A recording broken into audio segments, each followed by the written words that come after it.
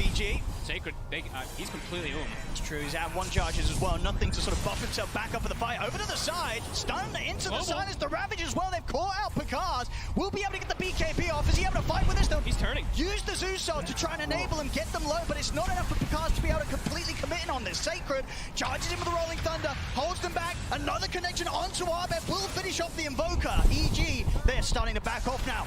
They've used their big team fight ultimates. They've just got the Requiem left. Will come out from the high ground, catching onto Matthew with the fear. But Fly goes down. Matthew, he's still alive. Finally gets taken out there. Arteezy with the last right click.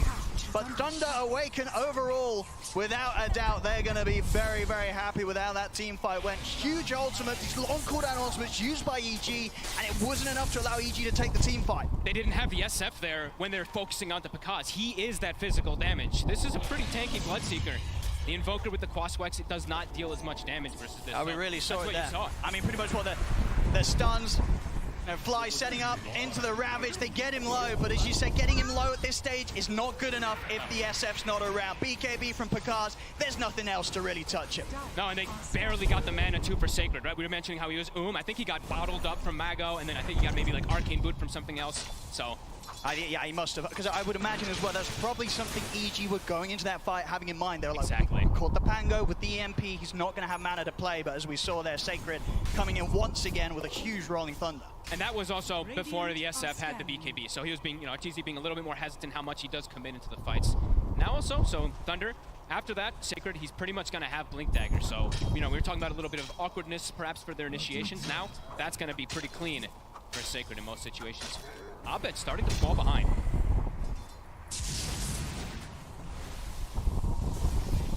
See around the power in. It's just going to be the regen down bottom. Nothing too explosive. Longer for these cooldowns though. 30 seconds at least on the Ravage. Does feel like Thunder could perhaps go for something pretty soon if they want to. They don't really have any rush as we were mentioning though. Their draft, they're fine with scaling in this game. Especially with how well Picaz is having a time. See the 3 of EG towards the top. Brit and Fly just making sure that Arteezy is kept safe at all costs here, just in case any sort of play was to be made towards him. It's a little awkward to be able to go onto this Pango now too. If he sees the stun flying in from the Span, he's just going to Lotus Reflect.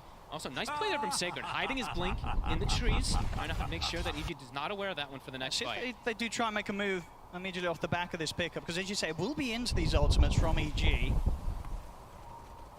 As we did see last time round, that proved to be something that Thunder Awaken didn't have to be too scared about at all. They can still come in with the outplay against the team fight ultimates as long as they're big cause. Picard doesn't get bursted, and Sacred at all costs is just able to get that Rolling Thunder up. Look at this vision right now. Thunder has some beautiful vision down there, completely seeing all of EG's movements across the map. Thinking about going for this hit. They're in. There's the ult to set things up, get the vision. Sacred ready to roll forward. Picard turns on Arteezy. The BKB's off as Picard is just able to stand his ground against Arteezy. They take him down. As off to the side, Nightfall in trouble as well. Avalanche setting up the Blood Right. As 2 dead on EG. EG, they've got to run. They do get the Sunstrike at least for 1 kill to come back, but beautiful jump. The burst damage, you saw it. Arteezy BKBs, but he's already, what, 30% HP or less? BKB from Picaz, Rupture, gets right on top of him. We're seeing all that burst damage really being a big problem for EG. Absolutely, and as you say, one of the sort of lackings of EG's lineup is just the potential to really bail the SF out of this trouble. If Picaz gets on top of Arteezy, BKB or not, it's not going to be a fun fight for Arteezy to stand in. Now look at that. He's 30% HP immediately, and then his whole team is already having to bail. They can't actually get the They can't do anything to help him at this stage. Beautiful play, really, by Thunder. And we're going to see that a lot now. When they have the Zeus ult, when they have this Pango constantly, they see everybody when they Zeus ult, Pango gets those initiations, and that's the dream Blink reveal. The last few team fights have been chosen very, very well here by Thunder Awaken, starting to build a bit of a lead here against EG. Yeah, and EG, they're not really near any kind of these defensive items for Arteezy from the supports, right? They've gone for the Shard on the Sven, and then they've gone for just the Veil on the Silencer, so no Force Staffs, nothing like that to kind of protect him. So he's gonna have to stick around Nightfall for that lifesteal, for that pipe and everything. They have to play these team fights pretty clean now. Still have the Ravage here. See what they find. Make a move with. They do see Sacred. They do have that ward down. Up there in the triangle, Sacred mirroring the wave and playing it safe. Still going to try and look for the setup. Tornado won't catch. The Sacred with the shot. Able to dodge the EMP and slide out with the swashbuckle. Lotus as well. EG, they can't dive for this. He even holds the Rolling Thunder. That's actually huge. A lot of times you'd see, you know, just a little bit of safe plays just to roll up and Rolling Thunder out, but they can actually go for perhaps taking a fight right after this. Thunder Awaken keeping it very, very cool here. Picard's pretty much having his next start done. Manta. Oh boy. Should be ready for the next team fight. And now he's got the Dream, right? That's the always true and tested items versus the Silencer. Oh, he's going to be able to prevent everything. Yeah, he's massive. And he just used the Zeus ult to scout, it looks like. Feeling very comfortable now, 3K lead.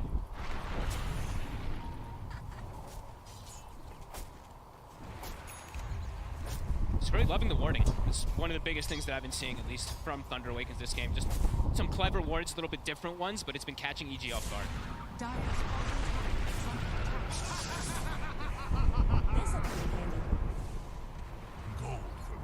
think at this stage, for Thunder, is there really any pressure on them to sort of make these moves, or are they just waiting for EG to come to them? I think they can do kind of what I think they're feeling so comfortable with the map. The Zeus is having such free farm, almost as Ags.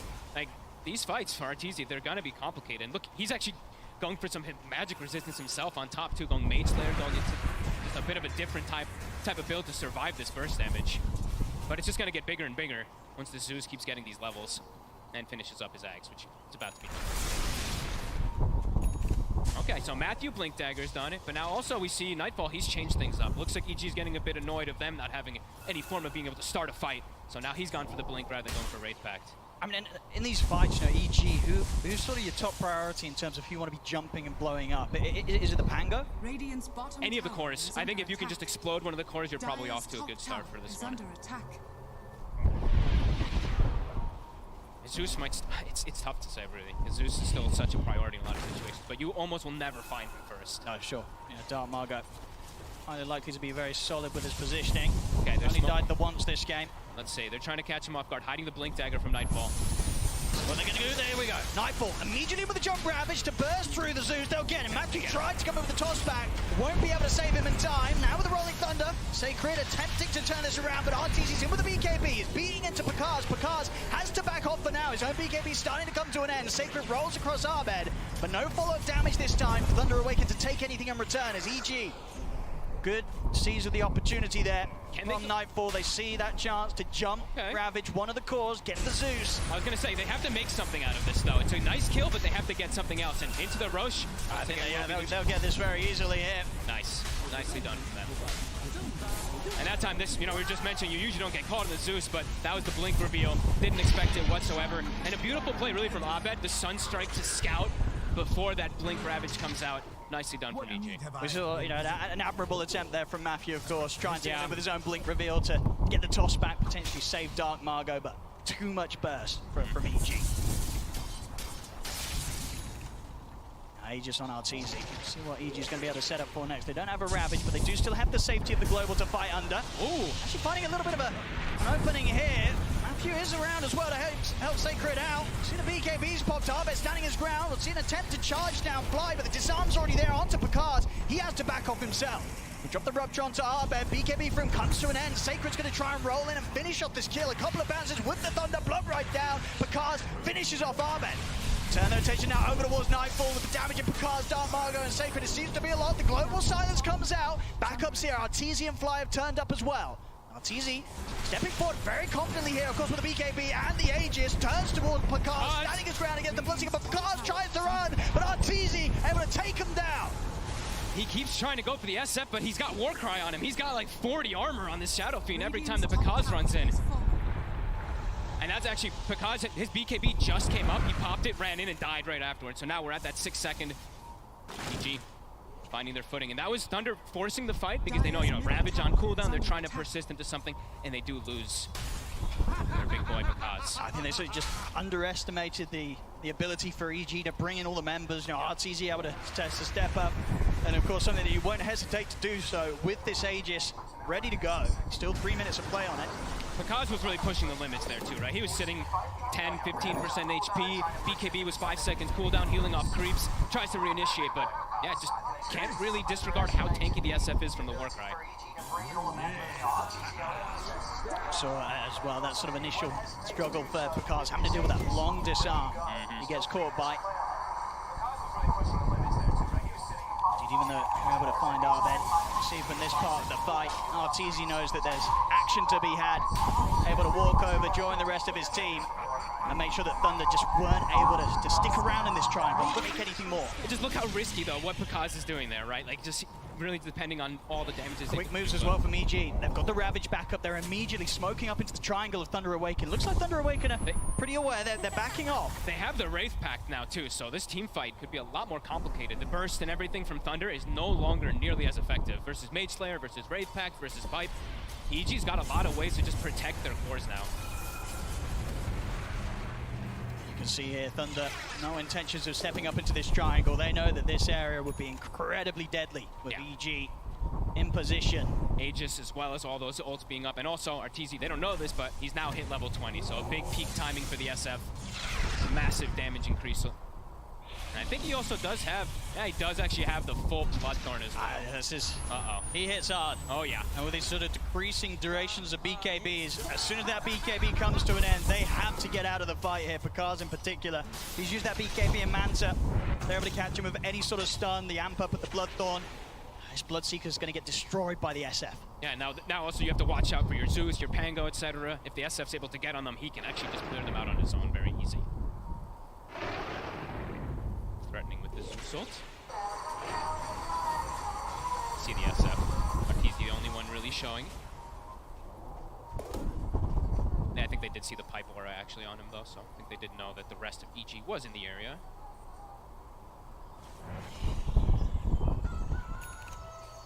EG definitely still trying to see if they can make something happen with this last minute. The Aegis on Arteezy. Yeah, they're kind of like controlling the map and constricting a little bit, right? Preventing this Bloodseeker from going for the triangle. So just making sure that they are restricting a bit of that farm. But Thunder's still not really like losing out on the farm much, right? Still lingering between that 1 to 2k gold lead. But EG wants the fight. Now they have a blink also on the Invoker, so for Abed, easier positioning for him. Either to buff up Arteezy or to get these disarms and control. Do you think there's an opportunity for Thunder Awaken to try and look to force a fight, you know, in conjunction with the ending of this Aegis? Knowing them, that's kind of their style. Yeah. So let's see if they want to try it. It's still very difficult because we mentioned there's a ton of damage mitigation that's coming out on EG. They're very much ready to go. Matthew stepping up. Let's see what they find. Here's the jump. Matthew in with the Avalanche Toss combo. Bursting fly down low. Roll forward for Sacred. He's going to look to try and chase down the Sven. Flying Crit getting forced out of the fight here as Thunder run down the two supports. Fly goes down. Crit as well looking to be in a fair bit of trouble as Thunder now immediately take out the two supports. The cores of EG nowhere to be seen. They'll back out. They'll completely get themselves out of this fight. They don't want to have any part of this. Fully ditch the supports, right? Like the globals popped and all three cores just go nowhere near to help them. So top tower is under attack. We'll get some push going in the top lane though. Abed, he kind of stuck around there. Does have the double forge there to hit the tower a little. We'll get answered. And yeah, in typical Thunder Awakens faction, they're gonna look for those fights. You know, that's this team in a nutshell. Constant aggression. And now they also do have Sacred with his own Wraith Pact, so damage mitigation versus damage mitigation. I would say overall though, EG, they have a little bit of an easier way to kill that Wraith Pact with that, you know, Invoker, SF, they can easily target it. On the side of Thunder Awaken, killing Wraith Pact fights is not gonna be the easiest thing. For sure, sort of their only sort of fast hitter is the Bloodseeker, and yeah, he doesn't want to waste time. Indeed, he doesn't want to spend moments on hitting the Wraith Pact in the midst of a team fight. They'll need the CM level 20 Matthew, get chased down here, Bloodthorn into place, see how much damage comes through as those hits come in. Same time, Sacred's in with the ult, over towards Arteezy. Arteezy pops the BKB. Sacred. That's the B into Sacred as Sacred has to roll away. Will manage to survive. That was kind of their big go right now. Ravage still available for EG. Thunder has to be careful. Yeah, they're just having a lot of difficulty with this SF, and he's soon approaching that Satanic too, so. He's going to be huge. If they don't burst through Arteezy, he's going to be back up to full HP. They got to try to isolate him somehow or just get the grab on him first. Let's have a look at. They're going again. I mean, this is in typical Thunder fashion. They do have the Zeus ult at the ready. Pango ult in about 30. And they do now. The global silence also back up, so EG ready with their ultimates to respond. So it has to be a very, very clean jump from Thunder Awaken and a quick one as well. They're still being cautious. 45 seconds on RTZ's BKB, so he's pretty much just sitting in the base. If he gets caught, if he gets caught from the Tiny, he's kind of just dead. Score kay 18-15 smoke na ang Thunder. Nipagam. Nice attempted smoke there from Hanap ng Thunder. gap. EG. Very well aware. EG know exactly what's up. Incredibly hard for Thunder to sort of find a way to get in on top of this lineup when EG is grouped up as much as they are. Still keeping that gold lead though. The golden experience lead they've constantly had it this game. But the net, you know, that win probability is just that even. We've seen it throughout the whole game. The battles back and forth. Some good aggressive vision though. Thunder, when they did go for that swoop, did put down some wards. EG probably well aware of that area, so they're not going to go near their triangle for the moment.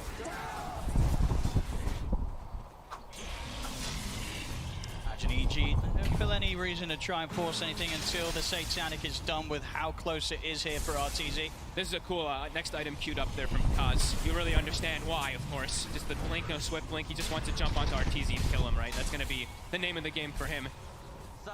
Well, let's see if he does have that damage. As we keep saying, you know, the war cry, it's nothing to ever laugh about. Sure. And it gets stronger if the Sacred gets levels. Let's see. See how much they want to try and commit in onto this, as the rest of Thunder Awaken pretty far back away from this lead in from Sacred. And he'll opt for the TP out. Okay. They weren't looking to do anything too crazy here this time, Thunder. I believe they also did see that Shadow Fiend Satanic now too. Roche is back up. It's a shard available. Would be a nice free one there for RTZ. We'll spot this out. Nimbus now are trying to head over towards the pit. There's no rolling thunder, there's no Zeusel. It's going to be very hard to contest this. Will Thunder still try and give it a shot as Roshan is very low, but they'll put the global EG, make sure they keep the area covered, and indeed without their own ults, Thunder Awaken not able to contest this. EG playing very smart with how they just pick and choose their battles here. Even though that gold lead, as we said, for Thunder's been there, EG continues to get this Roshan advantage from their incredible Roshan lineup, of course. But See, actually, Picard's as well changing it up, looking switch to it. amp up the damage, go for the Silver Edge. Okay, cool. Look at the toss back here onto Nightfall in the mid. Will force him to use the Ravage, catches onto the fort, but of course he's far away from the rest of EG. Picard charges it, they'll be able to take Nightfall down. Now they look over towards RTZ, of course RTZ with the Aegis and the BKB will stand his ground here, punch back at the Picard. Picard has to keep his distance, he's pretty much one hit away from dying. Arbet tries to catch with the Tornado, but the BKB is still on in time to keep Picard safe. Underneath the tower, Sacred charges forward with the Rolling Thunder. They've taken out Crit as well. Jump forward from Matthew Thunder, they're ready to look for more. They've got the Frostbite to fly. Requiem from RTZ trying to keep the space here to keep the rest of EG safe, but Thunder, they still continue to poke here underneath the tier 2 tower. Frostbite from Panda, another jump from Sacred in with a shield crash. Matthew looking for the wrap round on towards RTZ. RTZ turns towards Sacred. Sacred, he's still alive. He finally died. The last hit there from RTZ takes him out for Picard. He's going to go back in. He believes in the bash, gets to the BG. Bash and Pistol Blade active as well to hold back RTZ, but now the buybacks are coming out. Crits in. Back into the fight, wants to make sure that Thunder Awaken don't poke for anything more. Thunder Awaken, they'll back off. Thunder certainly shook EG up quite a bit there underneath that tier 2 Fox. I mean, Matthew, right? These tossbacks just kind of putting EG in a position where they're like, wait, what's happening? Why are these fights going on? The poke and prod from Thunder. Beautifully done. I mean, it really is with this team. You know, just when you think they've had enough from the fight, they go for that extra bit more. Yeah, I mean, Matthew is really quite dangerous. We've seen why this Tiny is so prominent, especially in the SA region. Even when this hero started to falter a lot, SA was still all over, and we always do see why. Yeah, just EG's like trying to position themselves to not get hit from this, but it's just beautiful from Thunder to just get this, literally just completely zone them on the outside and get that constant spam. And it really was just sort of toss back after toss back from Matthew. Started with the play onto Nightfall, catches out Fly, and then here behind the tower, another toss back. Fly wants to get, sorry, Crit before Fly. And an incredible fight there from Thunder Awaken that EG definitely weren't expecting. They were not ready for Thunder to come at them that hard at this stage. Yeah, and it's a huge gold injection too, right? Because he just had bought the Chrysalis, now he has a 3,500 gold, so can choose to what he goes for here. And just sort of the heads-up realization that they could go for that move. You know, something that you won't see a lot of teams go into in these sort of fights underneath a tier 2 against a squad that's just picked up an Aegis. Thunder always will. They'll always go for those fights. If they see an opportunity for these type of plays, absolutely. E-Blade done for the Zeus. Even more damage, ways to protect himself as well. And now let's look at for these items, of course, since we are now 37 minutes. We always talk about this. Tier 4 items versus the silencer. Of course, a lot of them are going to be there for the dispel. He might look to start something off, but he's in on a crit straight with the Abyssal Blade, eliminates the silencer. Rupture as well to Abed. He has got the BKB, but not a lot else to help him. Bash is there from Picard, it's a double, and they're not done yet. They're ready to look for more Fly, trying to set up the fight in return with Nightfall. They've got Arteezy coming up, looking towards Matthew, but Matthew's able to charge away. Picard pops the man to get back up the high ground. Each they've got to be careful. Arteezy's already used the BKB. It's coming to an end. Sacred rolls forward, blink forward, over towards Fly and Nightfall. Picard's focusing down the time, just beating through, takes out Fly as well. It's 4 dead on EG. Arteezy lucky to get away there. Able to TP away in the last moment. But 4 dead on EG yet again, 2 times now during this Aegis that Arteezy has, where EG as a squad, they're not prepared for these fights that Thunder's bringing against them. These guys are just way too damn good at team fighting, really. They're just dancing around EG. And the way they just get the initiation too, it's Pakaz who starts the fight, right? The Bloodseeker running in with the Zeus ult, takes out the support quick, gets Abed right after. Arteezy? Uh-oh, he shows himself. This is a risky bit of a move here from him under his own tier 2 for sure, but we saw what happened around the tier 2 mid last time. Here comes This Pakaz. is not a place that Thunder are scared to go. As Arteezy, that's going to be the Aegis gone, surely. He'll put the Satanic, but immediately thrown up in the air with the Yules. That's the Aegis gone. He's got back up now, though, so Thunder. So back up for a second. I will wait to see how far they back up, though, because knowing Thunder, they could just jump back in, but no, they'll wait. Oh, and a big pickup. Time this relic. Oh, and a lovely one as well. That's half for the aura on the team as well. Telescope as well, found by Sacred. Thunder is getting blessed with some of these items. They've got the items to remove the globals. They've got Blastrik to protect Sacred. And now that Timeless. And yeah, we see there Pakaz.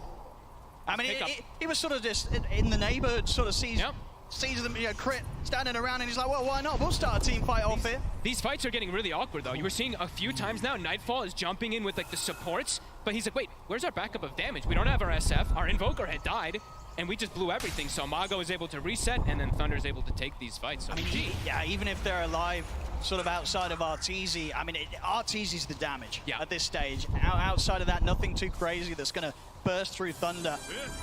They need Arteezy in position, deleting these targets, something that he can do as an SF. But as we've seen Thunder just poking and prodding, jumping in and out of the fights, making it very hard for them to finish the kills. I mean, countless times we've seen like Picard running in, running out on minimal HP, and making the perfect call of when to head back in, despite how low he may get. It really feels like he needs a Blink Dagger to be able to have that follow-up for the Ravage, and he is, that is going to be the natural build-up for the SF when he's getting that 25-2. And SF, level 24, just about to hit 25. We did see Pakaz hit 25 in last fight with 2 ruptures. Oh! Sacred! He's into the trees with the swashbuckle. The bash is there, and Arteezy's TP is going to be put to an end. He's being ruptured. Is there anything they can do to save him? He'll put the Requiem, but Sacred back across again with the Rolling Thunder. The rest of the backup of EG is hit because Arteezy is so incredibly low. Jump forward, Global Silence there to return. Arteezy turns, takes out Matthew. They'll look towards Sacred. Sacred's out with the swashbuckle. There'll be a buyback straight away from Matthew. As Thunder, they want to continue to pressure EG here. You see how scared EG is, having to run right away from Thunder. Oh, I cannot believe he gets out there, though. Great global from Crit to kind of cover the bases. And that certainly could have gone a whole lot worse there for EG. Definitely was a scary moment there for Arteezy, though, when he gets clipped in the tree line by that swashbuckle bash.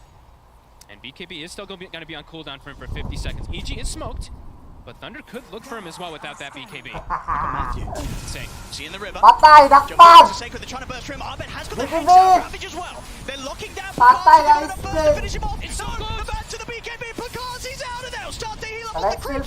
He's going to be ready to go back in. He's looking over towards Abed. Abed caught by the silent swatch. They take out Abed. They take out Fly. Maybe they can find more here in the trees. Nightfall trying to hide Pakaz. He's about to attack the shot. They're ready to keep going once again here. Thunder Awaken as Arteezy crit the last 2. Arteezy's down. Crit as well. It's a team wipe. They just can't deal with them, folks. They cannot deal with them. Thunder. The calls, the shot calling, the team fights they choose to take, it couldn't be done any better. Oh, and they are just way too damn good at taking these fights, just dancing around over and over again, too. We see the Ravages are coming out, but where's the Arteezy damage? Abed had it there. He had the Chaos Meteor with the 20 talent. He had the Sunstrike, but Pakaz, I think he lives, with 90 HP, 60 HP something. Heals up, gets the full turnaround. Yeah, I mean, this Bloodseeker pick, it's been played to perfection here from Pakaz. I mean, the whole team has made it look so good too, right? Matthew, by the way, Matthew is 0-8 this game, but the tiny performance so far, the impact that he's had, absolutely, yeah, the KDA does not show how much he's been doing here for the squad. And, I mean, they're going all in here. I mean, there's no buyback on Arteezy. 50 seconds without the Shadow Fiend. He's 900 gold short of it. Thunder, they will back off, though. Respect the rest of the respawns coming in from EG. I know they don't need to force it too much. They're 20,000 gold lead. They've been able to clean up the mid set of racks. And they know as long as they can keep playing at the level they've been bringing for the last 20 minutes or so, I mean, these team fights aren't getting any easier for EG. I mean, look at him. Look at Pakaz. They throw everything. Oh, 60 HP. Gets the Manta and runs away. Also, his team, of course, super good on how they bail him out. They all run and lotus him immediately, but damn, Pakaz, time and time again, getting out with the skin of his teeth. Playing perfectly with the heal up there. You know, fortunately, that juicy little creep wave there in the mid, allowing him to heal back up to a point that enabled him to get back into the fight, back into the action. Now Sacred, a total menace this game as well, 8-2 and 14. Oh, he's starting these fights. What are they going to do about this one? Nightfall, caught by the rupture. I mean, it's got to be terrifying for EG. As soon as, if you just see one member of Thunder Awaken jump at you, you've got to be in full defensive mode. Like, you've got to be terrified when you see one of these guys coming at you. Absolutely. I mean, you're really just seeing so many problems, it feels like, for EG now. Like, lacking of damage, lacking of ways to reset and protect the SF. Thunder, they've kind of broken EG at this point. In all these last, I mean, how many fights in a row has it been that they've won? It feels like they've won like 5 or 6 in a row here for Thunder. See what EG can find here. They need to make this fight work. No rolling thunder, 20 seconds. Maybe trying to find something with that. Look at Mago's positioning here. He's going to TP to join his team. If this doesn't work out, this move from EG, they are going to be in a very painful spot. Look at Panda. They're not already hit. Panda's just waiting in the Roche pit too. Does have buyback, so he is in a good position to try to break that smoke for his team.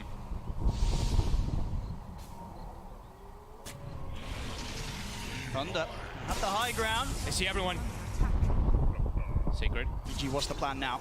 See Abed now too. They know that they see them. It's constant poke.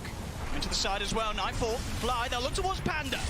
They'll try and go for the easy of the kills. Panda will get burst through. Sacred jumps forward with the roll up. He's in on top of Arteezy. They've been able to burst Nightfall pretty low here. Again, Sacred with the rolling thunder passes by once more. Arc lightning from Dark Margo. Finishes the kill. There'll be a buyback from Nightfall. Fly's going to get taken out though. He's also got the buyback available. Commits it immediately. Arteezy, he needs help and he needs it now. Pops the BKB, trying to get the opportunity. The pistol blade act is still there from Picard. Oh. The ravage from Nightfall. That's going to send the red grip. Nightfall, he might just have been able to turn this fight around. No, it doesn't matter. Matthew still ready to jump back in with the blink. 3 dead on EG. Neither of them with buyback available.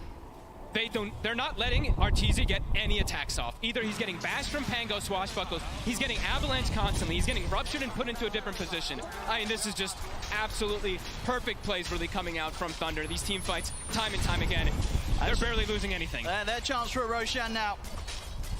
And deservedly so here, 28k gold. We saw the last few times EG struggle to make much happen at all with the Aegis. Now that Thunder are the ones to have it here on Picard. You can't kill Picard once. How are you going to kill him twice? He's also got 6,000 gold to boot. Has the buyback available. I think all the cores now have okay, never mind. Mago did spend his gold. And again, they don't have the buybacks yet. Arteezy's been going full in on the purchases, so 2,000 gold pretty much short of a buyback. They might just be able to end it. I think they probably will do here. Thunder onto the tier 4s. See the jump forward from Matthew. Does get caught out by the immediate Hex Sunstrike. Bursting pretty low, but the space is just being made here for Thunder to take down the tier 4s, get on towards the Ancient. EG, is there anything they can do here with the 3 of them to push them back? I don't think so. GG is called. Thunder Awaken. Wow. Turn up in game 1 of this best of 3 and take EG down. And they break that Shadow Fiend there. That 100%, it's gone now. They've defeated it.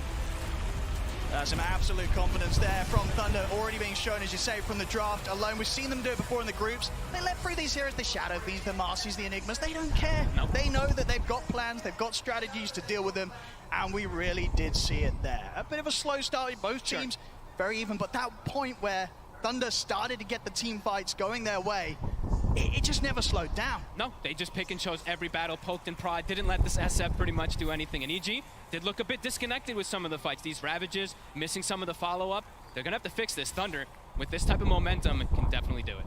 Absolutely. Well, what a start. What an opening game here at the playoff stage at the International 11. Cannot wait to see what else goes down in this series. But as it stands, game one, Thunder Awaken will be able to take the victory against Evil Geniuses. What an action-packed game that was. We're going to give the players a little bit of a breather before we head into that second game, and that gives us some time to break down, or at least attempt to break down, that first game of the best of three. I'm joined by Jenkins, Effie, and Lacoste.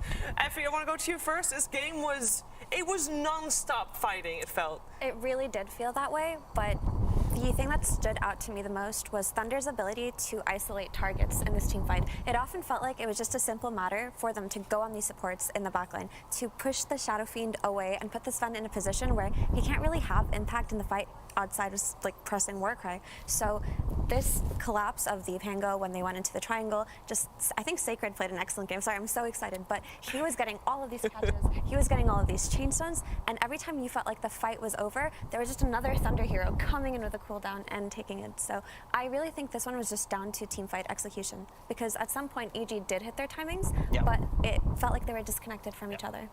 Thunder Awaken did realize where the real threat is coming from. They know that like most damage is going to come from Arteezy, and that's why they've been isolating him, and also the itemization, double basher on Pango. Like Pango from the off lane, it's one of the heroes that just like doesn't work in most of the cases so far in the international. He's been 0-7, and this is his first W, so that's a pretty big deal, because Sacred he played a mean Pango. Understanding that the Shadow Fiend, maybe he cuts into backlines, forces a BKB here and there, and then makes things easier for Pakaz to come in and clean up. Right, and to highlight, or the thing I wanted to highlight, which actually goes off of both of your points, is Sacred again, when he hid the Blink Dagger in the trees, and then in the very next fight, he just devastates the backline of EG, like Effie was mentioning. I gotta say though, with all of that being said, I do have to dial it back down to draft a little and just talk about how little I liked this position for Silencer. I really feel like it did not do what they wanted it to. It was like it felt like 2 5s. Yeah, it felt like two 5.5s. This game. But I just don't think it accomplished what it wanted to do for EG in the fighting early with the global silence, potentially like stacking these ultimates on top of each other. The one time that we did see the Ravage come out right after a global, there was just no follow-up damage on Bloodseeker's first BKB use, and it was just kind of downhill after there in terms of... I love this fight. Look what Pakaz is doing. He goes down to, I believe, 50 or 60 HP, and there's a creep wave approaching. So how many times in this game he's going to the creep wave and actually healing up? Look at EG is going to pop the glyph just to try to stop him healing. So that's pretty nuts. Like, they realize where the problem is, and the fight near the Ancients as well. Pakaz going in, healing up, and he tried on the Ancients. That was the one time that he died, because Sacred stole a last hit on the Thunder Hide. Actually, it wasn't Sacred. I think it was the static field from Dark Matter. It was the static field. Okay, I don't think Sacred would grief him in such a way. It was just really cool. But also the Silver Edge pickup by Pakaz did so much for them. That Tidehunter, whose entire job was just to mitigate damage, to buy the pipe, to have the Wraith Pack out in the fight, and then be able to press Ravage, was completely shredded with just the break plus the Rolling Thunder from Sacred. Before the break, they still had like an ability to cause Tidehunter to use bad Ravages. Matching on his Tiny plus a Rupture, you bring him down to like 30% HP, and then Bloodseeker comes in and forces him to like use a really bad Ravage, and then the fight becomes much easier for Thunder Awaken. Yeah, I must say we highlighted Sacred earlier. I want to talk a little bit more about Pakaz, because yes, I mean, he was set up for success with the Bloodseeker pick. It was great. Panavu, great on the Crystal Maiden, of course. But holy crap, that guy. I don't know, like we obviously have been keeping track of him the last year. Everybody's like, oh, look at this guy from South America. He's going to do big things. And this is the first time in front of this big of a crowd on the international grand stage. No pressure. He leveled up. He's very explosive as a player, where he tends to like farm up for like 15 minutes, like his Templar Assassin, his most famous hero, and then he joins a fight and constantly keeps fighting with the team. Bloodseeker is pretty much the same type of a hero who can be in every single fight, especially with the Zeus so many times, just scouting things out, providing vision, and also allowing him to enter the fight with a much higher move speed.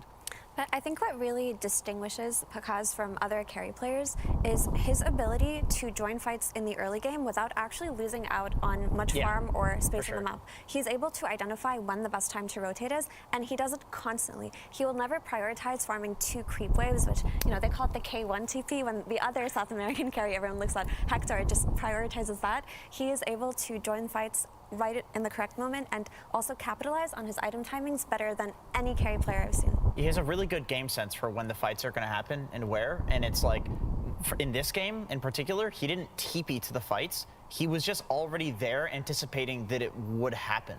So it doesn't surprise me with him going in and out of fights and showing up to them and just, like, you know, getting the kills at the last moment. Like, this guy has the highest KDA out of the 2 previous majors, to the degree that now that we're seeing this from him, it's crazy that it's kind of expected from Pakaz now. Yeah. That's how good of a year that this kid has had, is that we expect so much from him, even though he's a new player. Yeah, he's a new player. I mean, Thunder Awaken, only Matthew has been to an international before. The rest are 4 new players. And of course, new coach as well on the ground stage. That stage must feel electric right about now. And we're going to find out exactly how the crowd is feeling with this Slax and Casey. Oh, hello, hello. Hello, hello out there. Yes, yes. How is the crowd feeling? Well, you have to wait for that because we wanted to show you a little special opportunity, all right? That's something you're normally going to be able to see. We're going to give you a backstage tour. Yeah, because there's a lot that has to happen to make things... Hey, we actually have a bouncer... All right, go ahead. You promised you weren't going to do Go that. ahead. We have a bouncer that's helping Myron back up as we show all of the computers that are back here, making sure that everything is running smoothly, from stuff that's going on in-game to things that you're seeing in the broadcasts. And yes, broadcasts, because we have several, including the fact that it's all stemming from the world feed. What are you doing? What are you looking at? Nothing. I'm just amazed by This isn't a tour for you. I'm It's a actually tour for really them. interested. I didn't know any of this. It's very cool. Come on, we're making There's them so walk. much technology back here. So many people making this show happen today. Very cool. Very cool. Yeah. Oh, very nice. All right, this is the control room. These are all the people who make us promise every year not to put them on camera. So wave! Hi, production! Hi, yeah. These are the guys that make the show actually happen. If you mess with this computer at all, the entire program goes down. All right, okay. Why don't we get out of their way and keep it moving? Do you mind walking backwards, Mike? Okay, here we go. Yeah. Oh, sorry. Okay, Jesus Christ. we're gonna see if we can make it out to the crowd so that we can show you a little bit more of what's happening here. Oh yeah, you would be like players. This is where the players leave. Okay, well, why don't you act like a player Okay. instead of a jackass? What? Okay. Oh, this way. Okay. What? Over here. Oh! There you go. Oh my gosh. Do the oh, walk. sorry, Myron. Okay, there you go. Do the walk. Do the All walk. right. Now where do we go? This Yeah. way? And then you go. And then the players we walk run? out here. We gotta run. And then the crowd goes We wild. gotta run. The crowd goes Oh! I'm picking Marcy, baby! wild. Who's excited for some DOTA? All right, how many people think EG is gonna come back and take this next game? Oh! How many think it's gonna be Thunder Awakens? Oh, come on, guys. You all sounded equally. They just love DOTA. You're so nice. They don't care. They... Why are you so nice? Oh, okay. Well, what? What? Give us game 3. Well- Say it again. Give us game 3, come on. Game 3, anybody? All right, let's get through game 2 before we get to game 3. All right, everybody, calm down in here. All right, calm down. Okay. Well, this is what we're dealing with here. This man, but also these people. All right, you guys, who wants to see a game 3? Okay. All right. Well, that's all we have here. Do you have anything you'd like to add before we send it back? I love production. Don't fire me. That's... Back to you. No, that's not the cue. Back to you. That's what it looks like backstage. What was the? Oh, that's what it looks like backstage. Backstage. Well, thank you very much, Slax and Casey. Yeah, I do think, though, I mean, the crowd, you know, they were like, who's going to win EG? Yay! Thunder Awaken, yay! Game 3, yay! You knew, though, you were cheering for EG then, but, you know, that didn't seem to click that well. But at Game 3, we'd have a lot of Dota lovers in the crowd. Love that. And love Dota. Before we get to a Game 3, though, we need to see some adjustments made. And it is EG that's going to have to do most of those adjustments, Lacoste. What changes would you like to see them make here? Something that we mentioned, I want to see crit on a hero that can make a bit more rotations early on, because it felt difficult at one point, like how to make gank. All they had was a team fight with this Tidehunter, but they needed something else. Like they needed classic crit hero that can move around and get stuff done. Yeah, EG did have a window to win that game, especially when they got that Aegis, and it felt like they hit their timings with that Pipe Ready, that Blink Dagger, that Wraith Pact on Tidehunter.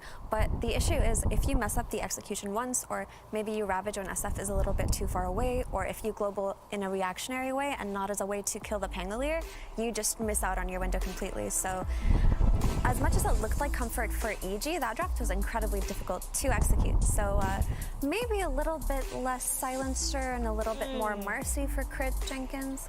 Yeah, that hero was unpicked Yeah. and uncontested, which is crazy because I think she's the second most contested hero of the tournament. What's number one again? Enigma, of course, yeah. And during the last chance qualifiers in group stage, or the last chance qualifiers, I think it was Marcy, and then Enigma became the number one, which was contested, because I think Enigma just presents a lot more of a problem than Marcy does. But still, it's like, yeah, I felt like they had 5.5s. So far, head shaving is working. It's working. It's working. Yep. Yeah, Crit has played a lot throughout this tournament, is the thing. So I think I think they're in a phase of like, he's the experimental player for the team. That one didn't seem to work out. Silencer, we've been seeing get picked up a lot with Enigma and against Enigma. Yeah. So yeah, maybe they'll just go back to the Rubiks, the Maranas, the Marcys that we're used to seeing him play. Yeah, that way they would also be able to set a higher tempo early on in the game. I think one thing that stood out in that first game is that it was even for a very long time. And that's something that in games that we normally see coming out from EG is just not really the case, right, Effie? Absolutely. And a question that you can ask in games where it seems even until it isn't is, how much value did you get out of your carry's first BKB use? And I would say that the first BKB use on Bloodseeker was absolutely what you wanted. Good as it gets. You bait out the Ravage and the Global, and you still live. You get a couple of kills, and you don't lose anything at all. Whereas it took a while for SF to get that BKB. And when he did, he could stand in man fight, but in the end, he wasn't really able to get kills, right? They were able to disengage with Swashbuckle. With the Bloodseeker Thirst, they were able to run away, and of course Zeus with the Heavenly Jump. So at the end of the day, you can talk about the lack of stuns. Outside of the Sven stun and the Ravage, how do you catch these heroes that are running away from your Shadow Fiend? Good question. I mean, they didn't have like limited amount of stuns, because Sven has a 5. Usually he goes in, takes some of the damage, dies. If they don't get too much done with the Ravage, BKB is down. The fights that they take after are going to be very difficult. Also, I think I saw Arteezy yawning on camera. He needs to go and wash his face. Yeah. Too bad. I don't think you can leave your chair anymore after you sat down for game number 2. He has a water bottle. Oh, there you go. To be fair, though, I think of all the EG players in the last game, Arteezy and Fly were the standouts. Arteezy played a really great game. It was just a little bit too disconnected when they needed it to be perfect. So if you want to just break it down to basics, maybe don't put yourself in a situation where you have to play a perfect game. Yeah, that's like some other hero that can carry the game that's not just Arteezy, because like I don't see... I don't know how, as a Shadow Fiend, you're supposed to ever beat a Bloodseeker late game. He gets, like, he's the hero currently for just sticking on, like, a ranged hero with the Ag Shard. You lifesteal so much that you can do it. You build a Basher. You gain this insane amount of attack speed. Like, so it's like, okay, then everybody has to peel off of Arteezy, but if they just don't because the rest of the Thunder heroes play well in kiting, then Arteezy just, no matter how well or perfectly he plays, they just lose the game. Because they did put a lot of eggs in that one basket. It was a lot of eggs. Because in terms of scaling, like Tidehunter did go for like more team fight items, which is fine, but he doesn't scale as a hero compared to like some other offlaners. He scales based on the other damage that you have, which would be Arteezy again. All right, well, let's get into game number 2 of this first series here today. Evil Geniuses versus Thunder Awaken. Game 2. Now, 1 game up for Thunder Awaken, and that means they're 1 game away from securing top 6 here at the International 11, which would be the first South American team to do it, and they're looking good. Momentum is what I want to talk about, because this team seems to have it Lacoste in front of a crowd for the first time for most of their players at an international. There are some players that crumble a little bit under that pressure. They don't seem to have that issue at all. Definitely not. I also think it comes down to new players who really don't give a damn about. So like we've seen Team Spirit, how mentally strong they were in the true side. Yeah. And seems like these players, they're like, whatever, we're going to show you. You need to have that mentality at TI that you are the best, and you're going to show it to everyone out there that you actually are. Yeah. And that kind of goes back to what you talked about in the pregame, Shiva, how the impact of Team Spirit and what they did and what they achieved had on younger and more hopeful players, right? It kind of imbues that sense of confidence that you can do it, and it doesn't really matter if it's an experience or if it's an organization that has more resources than another. It's just more so about you as 5 players, what you can achieve together. And it seems like Thunder Awaken have a winning combination. The chemistry between these players and the confidence and the trust in each other, it's really showing so far on this main stage. I think it's also been like a really formative year for them too, though, because I remember at the first major just talking to Panda, and you know, he's kind of like this in general, but he was really energetic, jumpy. You could sense the nerves off of him, and I even heard from like Avo, there were some nerves and some issues that they had to work out during the first major, and then going into the second one, it gets a lot better. You can notice from talking to these guys, like they've gained this massive amount of confidence over the year, and I think a huge amount of that comes from the Stockholm major. I think that's where they really came to be like this team that we see today. I remember watching them at Stockholm major, like their team fight execution, near perfect. Like spell usage, everything on point. Realizing like they never overuse their abilities, like they never overextend in terms of like, oh, we need to have something else on top of this. Everyone knows what they need to do at every single point of the game. Yeah, and so they are great with fighting, and of course previous game they had the right heroes to do so. We're gonna find out if this time around EG can maybe shake things up so that they also can go toe to toe in those type of fights. We did not really like the composition that they had. I know that after the draft was done, we also had some question marks with the Tidehunter, but it seems like on hindsight, our question marks are mostly going to the Silencer as a position 4. And that kind of stems from going the open with your position 5 with the Sven that has very little flex potential at the moment. Yeah. So maybe a different opener. Yeah, and I think what's more important is Thunder have shown EG that they can beat their SF Sven opener, and they're not scared of it. So I think EG might be looking to pick up this Marcy in the first phase now, and potentially pair it with one of their older school duos, like maybe a Razor, depending on what Thunder does. That's an EG classic right there. That's about as classic as the Storm. And you just see how this happens. It's a back and forth, right? If you can get an opener, we'll just go to another one. Unless EG feels so confident in their Shadow Fin to pick it again, because it was 7. They won 7 out of 7 games with SF. So shifting things around a little bit, banning out Crystal Maiden instead of the Dawnbreaker. Is this the first Crystal Maiden first phase ban we've seen in like decades, or what? It feels scary. It might have been a decade. How happy are you? I'm incredibly happy. Please don't nerf her. Thank you. She has a very high win rate. She does. She's strong. 5%. Disgustingly high win rate for the amount of games that she's been played too. Yeah. Usually you don't see over 60% win rates on heroes that have been picked more than 40 times, but Crystal Maiden, she's got Especially it. a first phase 5 hero. It's insane. That is crazy. We do have Marcy, of course, coming out with that. The hero that got let through instead of Crystal Maiden is the Dawnbreaker. That is a hero that we have talked about because Sacred is insane on that hero in the position 3 for Thunder Awaken, but they do open it up once again with the Tiny like they did previous game. Yeah, and this Tiny, as we talked about before, Thunder do tend to play it on the mid lane, on Dark Mago, but they showed us last game that this is something they can flex to Matthew and pick something else potentially. So again, we'll have to see where they're going with this, but it gives them that really nice flex advantage in their draft. Whereas for EG, we know that this Marcy is going to be a crit hero. Even like I think the lane of Marcy plus SF is really strong.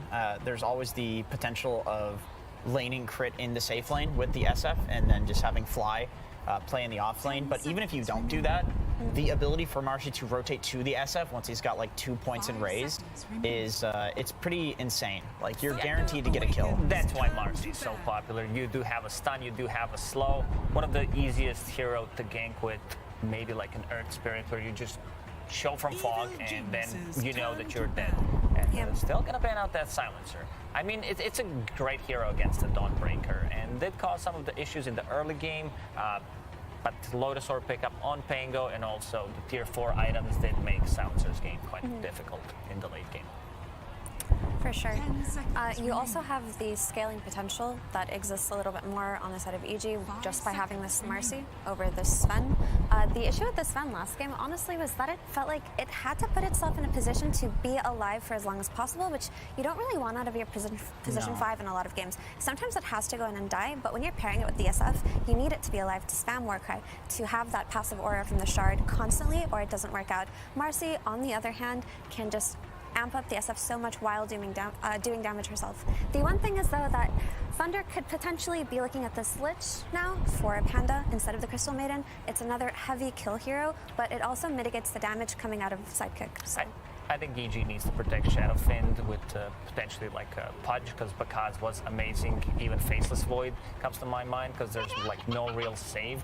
And you do have a setup for Dawnbreaker ulti as well, so could be a bit difficult, giving you this global presence as well with the Dawnbreaker. But what I do like about this Tiny and Dawnbreaker opening on Thunder is that these two heroes can punish this SF early on, right? If this is a mid-Tiny and it gets a good blink timing, it can play with the Dawnbreaker with the Solar Guardian. And they banned out the Silencer, so they have protected its ability to hunt heroes like SF early on. Because as strong as this hero can be, when he gets a good start, he's still susceptible to dying early on to rotations. Yeah, he's squishy. That's the thing with SF, is like, I feel like the way that you beat safe lane SF, or at least back when like Gaming Gladiators first started doing this in Tour 1, like way back when we first started seeing it as a safe laner, it was just kill the SF. That was the thing. It's just harder to do that now because the raise is much stronger for laning. You get the slow, and so there's always that like backwards kill threat where you go try to kill the SF and SF just kills you, and the Requiem, of course, but Tiny Dawn, it's just so much stun, so much damage between these two heroes, especially if they're cores. With that said, we see the Silencer, of course, banned out. That's a support that would go with the Shadowfiend as well. And are there any supports that could secure that laning stage that are still in? I keep thinking about Undying. It's another hero that was really popular during the group stages, but ignored for now. Yeah. We have the Invoker removed once again. Abed, of course, a strong force on that. And it also means that compared to previous game, we saw in this phase a lot of spirits removed for Abed. So it does make me think a little bit like, okay, Ember Storm still in the pool. I mean, if they want to stabilize the lane, something that Jenkins mentioned is pairing up this Marcy with Shadowfiend. There's also Clockwork in the pool, like some of these like strong 5s, like even if we think about Chen and Enchantress come to my mind, where you can stabilize the lane for Shadowfiend. It's not a setup for raises, but like Clockwork is. But also, I do think that the spirits being banned out last game, the target ban of them was just a way to protect the mid-Zeus that they revealed really early on. This time around, I do feel like they are inclined to build around this mid-Tiny, and that is a hero that isn't really scared of spirit picks, the same way it's scared against annoying heroes that can match its rotations like Invoker. So I think a lot of Thunder's bans are kind of telling the story of what they want to do right now. Yeah, I agree. I think like for EG, they could opt to pick some Undying, which is banned out, or Clockwork, because it means that I think already, like Effie saying, Thunder does want to run the Tiny mid, but if you pick like a Clockwork, you're basically forcing the Tiny to go mid. I don't think it is Thunder. We did see them do something similar last game, but you usually don't want to run a dual melee lane against an SF plus a Clockwork. They did struggle. They struggled in the lane. They struggled. Yeah, it was a difficult lane for We're them looking to at play. Lich still, potentially. Yeah. So I did mention this Lich earlier. It's just that Frost Shield is such an easy way to mitigate the damage coming out of Sidekick, which is the main thing that you think about when it comes to the synergy of Marcy plus SF. So Lich, while also providing strong lane presence, can also counter their opener. So a pretty nice pick coming out here from Thunder. It also gives them team fights and a way to just stack an extra disable, I guess, with Sinister Gaze. I mean, it's not the best part of the hero's kit, but it does do something as well. You know what would be really nice right here? And we've not seen this that much during this tournament, and I don't think Thunder's even picked it, but Grimstroke plus Lich right now, you got the Grim plus Tiny combo. Grim Dawn in lane would be really strong. Double the Chain Frost. I know it's a little weird, but just in case they pick it out. You could end up with the same problem that EG had, where you have, like, if things don't go too well at the early game, you would end up with 2 5s. Like, it's still a possibility because Tiny does checks a lot of boxes. It fixes the draft where you have a low cooldown stun, so could be potentially good. Yeah.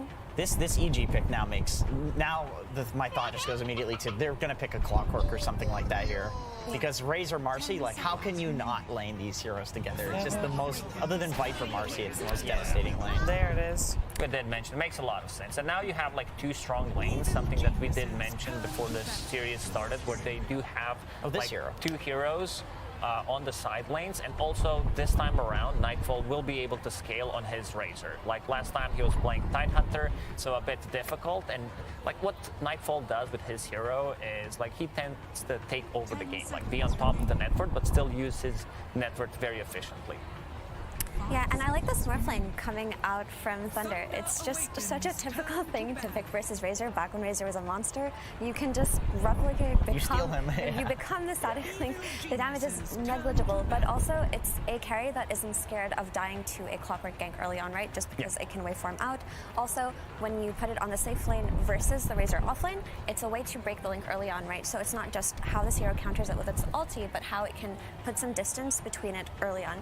That coupled with the Frost Armor, I do think that regardless of Marcy and Razor being an incredibly strong lane, Thunder have a good way to deal with it. I think that lane actually, that's a strong lane. EG doesn't have much control for this Morphling. They don't have a single silence, so we see that Thunder Awaken, they are protecting Morphling with this Ancient Apparition pick that could have been mid. So yeah, any kind of silence, it's a good puck game. Also a Storm game. Yeah. Pucker's Storm Storm's found out. I wonder if maybe EG looks to flex the SF for the first time and put the SF mid, and then, well, then again, it's against Tiny, which you can die to Tiny. But then they could pick like a Void. Pango, okay. So that does give them that nice lockdown that they lacked. We saw how effective it was last game, but also it is a pretty good hero at dealing with more early on before it gets 6-slotted, right? It builds Diffusal Blade, it can rotate early on with the runes, and there is synergy in having these 2 incredibly skirmish-heavy supports like Marcy and Clock and something like a Pango that can always go with them. Yeah, EG does not lack stuns in this game. Last game, it was some long cooldown stun problem. Not an issue anymore. I did mention puck for EG, but it also looks good for Thunder Awaken. Unless, maybe they could still flex this Tiny, right? They could, yeah. I could definitely see them doing a Dawn Tiny lane. That sounds right up Thunder's alley. What I don't like about the 4 Tiny here, though, is I don't think it'll be put in situations when it has a Morphling that needs a while to farm where it can get that Blink Dagger early, because the way that Tinys are played is that they fight for it. If they want to go with position 4, I like Snapfire a lot. Gives them a lot of team fight as well. It gets you away from the cogs, but okay, Lion. Okay, so actually they have played this Lion plus Dawnbreaker lane before. It's really, really good at killing heroes early on. You've got 2 disables with Dawn's ability to gap close and just burst damage later on, but also if you are able to secure some vision around a cliff or something and you see this Pango, the Lion can hex it. And if you kill this Pango, that takes away EG's win condition in the fights, right? If you can just find him, make sure he doesn't do that damage, and it looks like a pretty solid pick for Thunder. All right, what do you think, Jenkins, of the final 10 that we got? This is a pretty free Morphling game. That's what I'm thinking. And this hero was the scourge of the last chance qualifiers. Yeah. So I don't think it's been adequately figured out by now. I have faith in Pakaz Morphling. Yeah, they don't have a single silence to deal with this Morphling. And also, this is going to be Tiny on the mid lane. Yeah. So Dark Mago, Tiny, probably his best hero besides Kunkka. So you got to be very careful. It's going to be a completely different game what happened in the previous one, where this Tiny, very slowly getting into the game. Tiny's an explosive hero. He can easily take over the game. But also it's just the Dark Mago specialty to play Tiny versus these ranged agi carries and just toss them into the team and just wreak havoc. So I do think this SF is in danger. Contrary to last game, we are now looking at this Pango and this Marcy. How much can they do for their team early on? Can they shut down this Morphling? Because if not, it looks like a free Morph game. Well, if G get what they want, it sounds like they should be getting an action-packed game. And I know 2 people who like action-packed games. It's OD Pixel and Fog. Thank you very much, Shiva. Yes, we're ready here in Singapore for Game 2 of Evil Geniuses versus Thunder Awaken. Fog, what do you sort of read from this draft change-up that we're getting now in this second game? Do you think EG's going to have a bit of a better shot, or is this again one of those situations where at a certain point it could become a little too much for them to deal with? It was a very action-packed Game 1 and a little too action-packed for EG to cope with. I mean, it's Morphling has been a problem a lot of times in this tournament, so it could be one of those games. He does have these matchups, you know, he can turn into the Razor, he can turn into Pango, turn into SF, does have a lot of really good things that he can do as this Morph.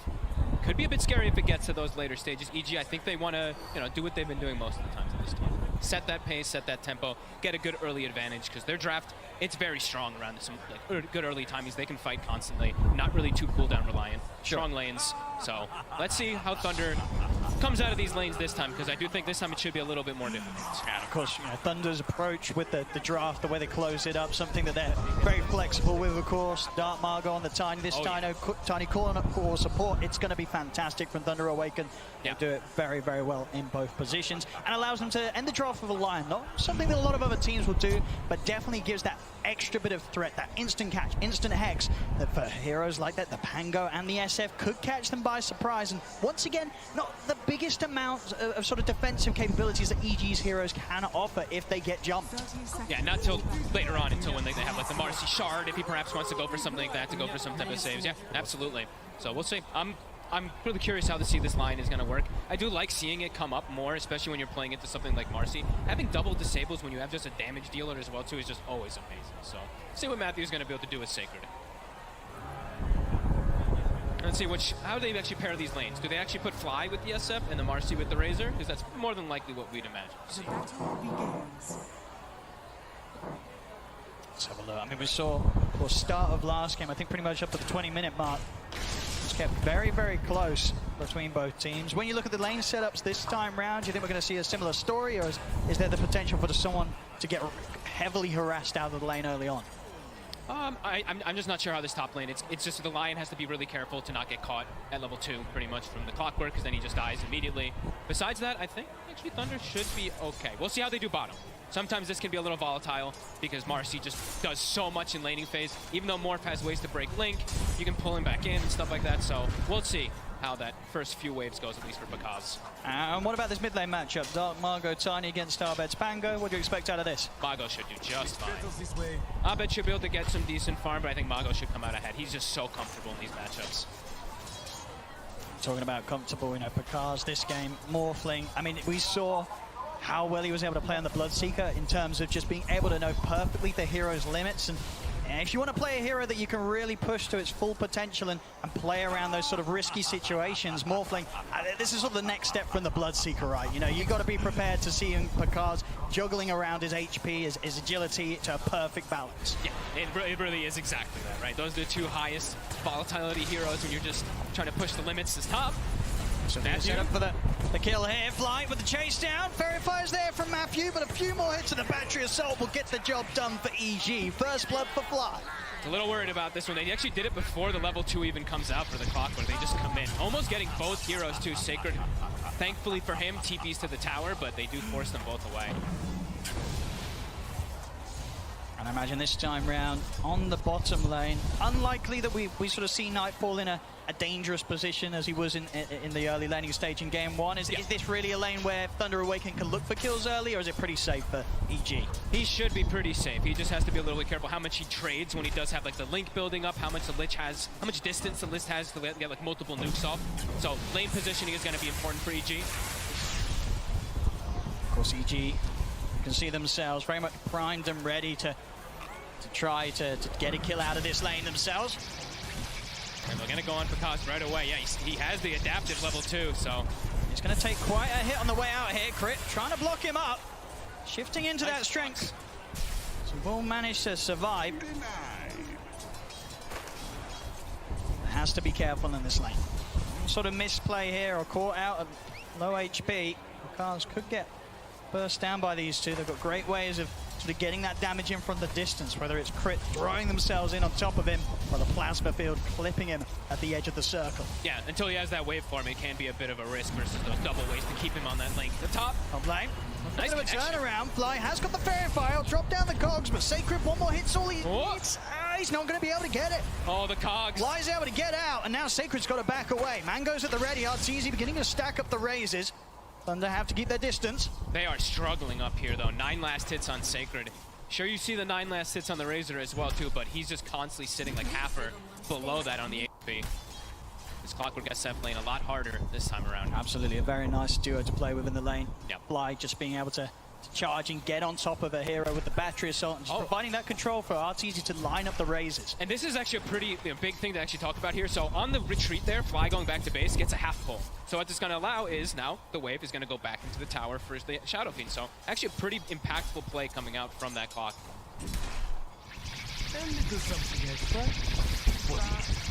See bottom lane. Despite sort of the harassment that EG are applying to Picard, he's still farming safe. 17 and 7 against Nightfall's 13 and 5. Look at not even going for the waveform, not even a 3, just going for 2 points in adaptive. That's confident. It's cool too, because now they do have burst damage where maybe Nightfall can die. That's now true. It's a lot of magic damage. Very much so. They've got good follow-up as well from Panda. So the ability to sort of just be able to slow down EG if they're ever trying to chase this morph, giving Picard the space to just simply walk back under the safety of his tower. See top lane. Sacred. Setting up onto Sacred here, the cogs. Okay. Stage the raises, even if they stack up, not quite enough to burst through the high HP of the Dawnbreaker. Nightfall, they're literally just burning the raindrops. Bottom lane, Nightfall just got his delivered pretty much. It's down to 2 already. They're just constantly spamming him out, making sure they can potentially go for that type of kill if they do go for an overcommitment with the Link. Yeah, because he's shown down here. And it's really causing this sort of state of the lane where EG not really able to put as much pressure onto the Picard's morph in this early stages as maybe as much as they thought they might be able to get away with. Yeah, they definitely wanted to maybe get at least one type of catch onto maybe the Lich or something like that to enable the Razor to shut down this morph a bit. But yeah, because Falcon Blade's done, he's going to continue just free farming. We haven't got a chance to look at the mid lane much. He does now, of course. Waveform is picked up at 4. And they will find Panda. They should get Panda here with the rebounds done. Oh, it's actually still got the Fairy Fire. In fact, with that, he will manage to get out alive. Salva the ready as well. Panda able to stick around. Still got 2 mangoes to play with. Top lane. Set him onto Fly with the stun and the hex. He got the battery salt off, though. He's able to put a stop there for the Starbreaker of Sacred. Fly up to the high ground in time. Last hit, not enough to take him out. And now Arteezy, he might be able to line up some kills himself. Looks towards the Dawn. Sacred might look for a neutral deny, and he's not going to get it. Arteezy able to get the last hit in time. Gets the kill before the deny can be found. Little bit of a slip up there, Thunder. They don't get the chain stun to not allow that battery assault. If he doesn't get battery assault, they probably get the kill on the clock, but does get that little mini stun to stop the Starbreaker.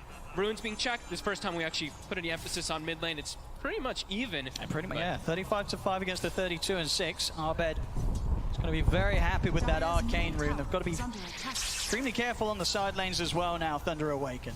Absolutely. High chance that there could be a Pango turning up and looking to fight. Yeah, and let's see if they put any emphasis to slow down Abed, because let's see what build it's going to be. I think we imagine it's going to be that diffusal, but he's got the corrosion done, and that could be one of those things that could cause some problems for the Morphling. That's true. It's an excellent diffusal game across the board.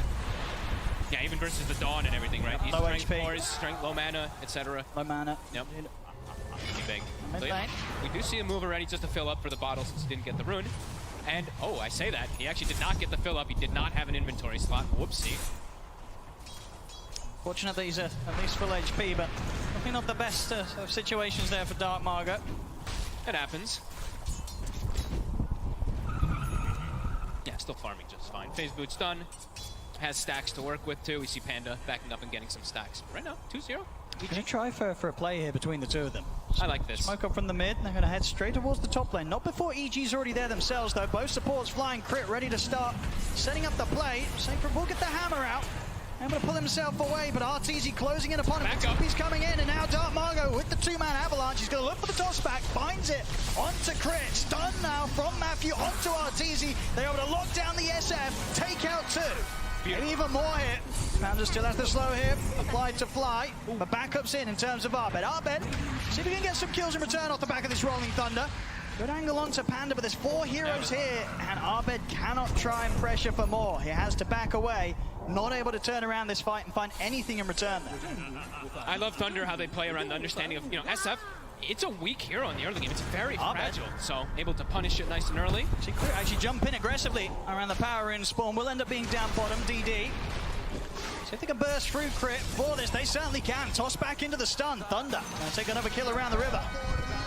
And how many times has he tipped Crit already in this series?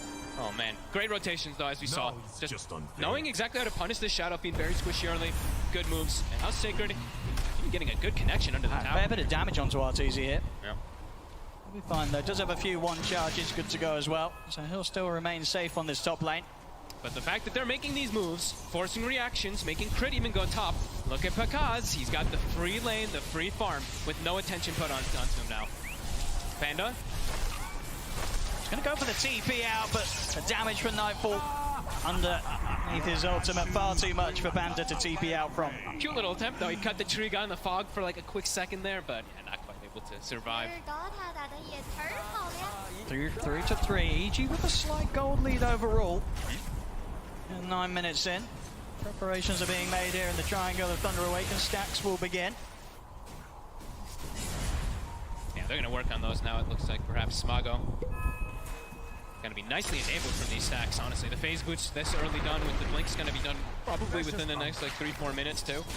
And that's gonna apply tons of pressure. These squishy heroes, and look at all of the heroes on the side of EG. The 3 cores, all agi cores. So strength gain kind of minimal. So could definitely see Dark Mago have a pretty explosive game. Absolutely. And especially when you consider the lineup that he has around him, right? Everybody's got a fair bit of damage to throw into the combo. It feels like that's just the Thunder style, right? We saw last game tons of nukes on every single hero. This time it's very similar. Not bad. Just gonna step up. Got the solar. Got the Hex into the stun. He's dead. A quick catch there from Thunder as Abed not prepared for that move at all, or maybe feeling that Crit would somehow be able to bail him out, but of course no options were there for Crit to be able to save Abed. Thunder, they'll now step up for more. Fly stepped into the river. They'll pick up both kills. And at the same time, bottom lane, it's actually Pakaz that's draining Nightfall.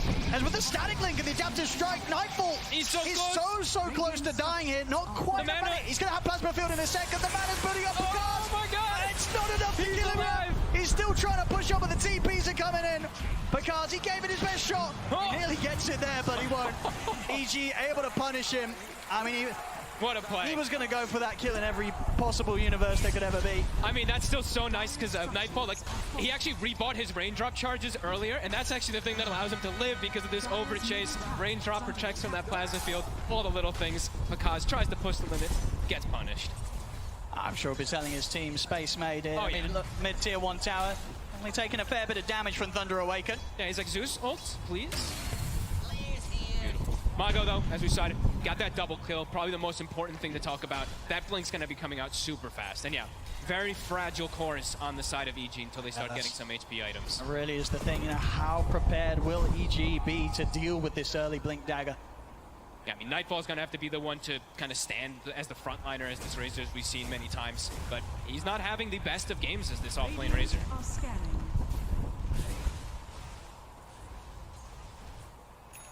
20 seconds and Sacred will be ready to back up any sort of move they make around the map, and indeed in sync with that they'll look to make the smoke play. They've got to set up.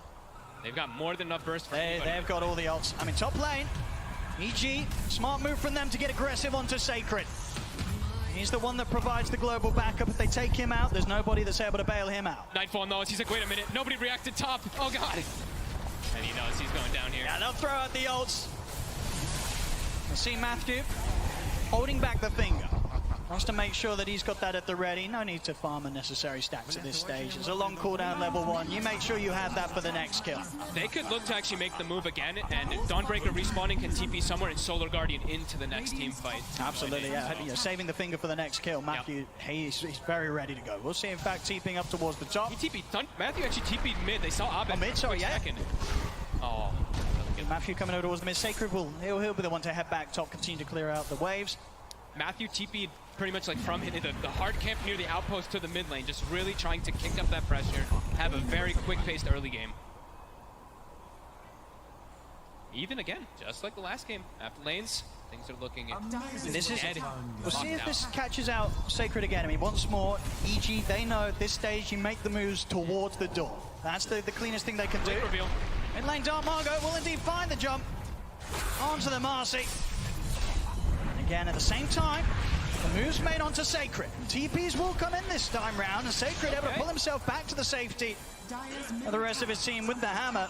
EG not successfully able to take down the Dawn this time round. He's not an easy kill. I mean, look at this Dawn. With the Falcon Blade, with the Bracer, 1600 HP. They have to commit so much. If he just gets the hammer out every time, they don't have that follow-up disable.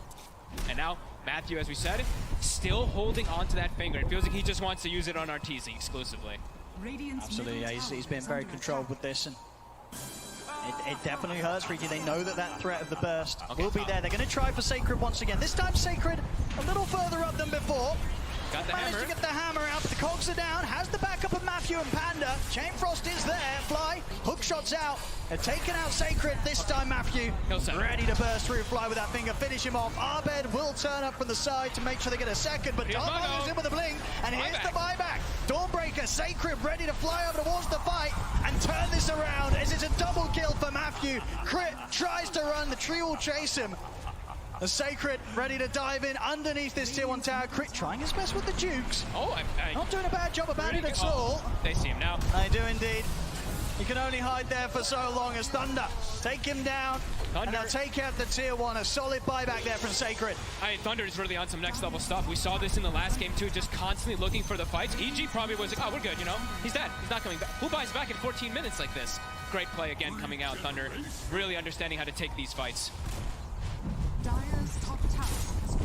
Once again, as in game 1, still overall close between the two teams, and both carries in a very similar spot. Picars and Arteezy within a few hundred gold of one another. But seeing this Morphling having this type of game is definitely some concerns for EG. As the panel mentioned, sure, they've got this Rolling Thunder, they've got the Marcy stun and stuff, but they don't really have like these silences. Morphling will be able to always survive, probably versus the burst. And he does have that matchup. I mean, turning into Pango, turning into Razor, he's got a lot of different things that he can do here on this Morph. So EG, these next few moments feel like they're pretty crucial. Abed, Defusal is done. Let's see if they can actually find a kill here. This could be what allows them to get maybe. Ours would be the big one. Very quick with the waveform. Fly not able to catch him with a hook shot in time. Does have Sacred around. On the mana though, we'll try and swing forward with the Celestial Hammer, and indeed EG, they won't continue to chase. They know it's highly likely that Picard has got more backup behind him. As Picard's able to get away from that smoke, EG not quite able to execute that initiation as they wished for. No, they're trying to find the moves, but yeah, just as we said, the Morph is going to be a big problem for them to ever try to kill. And now hook shot on cooldown, and that was also the Defusal reveal, I believe, for Abed. So Thunder will be well aware of it, and immediately look at them. Like, the smoke is already going. They see an opportunity to go for a kill. They have this ward bottom. Finger not at the ready. Might need one more follow-up. They do have the Solar Guardian if they want to call for it. And Nightfall does show. Yep, they know he's in it. Dark Margo. Yeah, there he is. Able to get him with a jump. And of course, once they get that opening stun, so much follow-up to make sure there's more than enough time to keep them in position, allows Sacred to connect with the ultimate and get whatever pick-off they look for here. It's so fast the way they're moving. It feels like they're just constantly smoking and just swinging across the map. First they were top, now they're bottom within like 2 minutes afterwards. EG trying to get back them, trying to find Picard. See what they can get underneath this tower. I mean, they know that there's no Dawnbreaker able to head over and help out Picard. But Panda, he walks in. He did see that ward, it looked like for a quick second. They're gonna go for him. See if Thunder want to do anything about this. It will take a bit of time to take Panda down. He's still alive. In fact, if they can take him down at all, they can't. Panda able to walk away. Thunder, they'll happily take the fight that EG try and poke for us. Once again, EG attempting to make these moves, but just not quite able to get that catch onto Thunder as they wish for. Thunder is they're reading the map better, honestly. The macro play so far has been perfect. Just like last game too, the wards that they've set up, it seems to just be doing every little thing and just keeping Thunder in a perfect position, not even losing their 5. And we're seeing the skill build from Picard. This is, we've seen this so much now from the Morphs. You only need that 2 points in your attribute shift. So he is very scary if he turns up and fights. A ton of burst damage from waveform and from the adaptives early. I mean, do you imagine if EG once this BKB's done on Nightfall, will they look to try and force a fight? So top lane Matthew, he's getting gone on, but Picard's thinking about maybe trying to find something themselves out of this. Dark Margo's in with a jump, he's able to close the gap on Arteezy, he just burst straight through him! Able to jump straight over towards Arturo at the back of the fight, throwing out the tips as well. That is massive cause for concern. I mean, he's able to just one-shot him. Look how huge his tiny is. He's got an Echo Save and the Brigand's Blade. It's so much damage from the combo once he gets on top of them. And as we said, you know, the EG lineup, it's very fragile. Nightfall, as you mentioned, you know, the BKB, they're going to have to try to force something big with it, some type of fights, because things, even though it's only a 1K gold lead for Thunder, it feels like it's starting to get quite a lot higher than that. See it again, Margo. Able to come in from the river, get the catch onto Arbet, toss back into the Hex, the fingers at the ready, Arbet gets burst. They are just, the synergy on this team is insane right now. The toss, every single time, toss back into like a follow-up stun from either the Dawn or the Lion. Yeah, everything going their way. EG, kind of crumbling right now. And it's, even when they have the BKB on Nightfall, I don't know, forcing a full fight might still be difficult. Arteezy's just dead if he walks into a fight, it feels like, so. Maybe for Nightfall, they can go look for some type of expedition with 3 heroes or 4 heroes and leave SF away, but I think going for a full team fight might be a disaster for Arteezy. Absolutely. He's going to want to have no part of any fight until his own BKB's done, Arteezy. Still a bit of time until that will be out for him.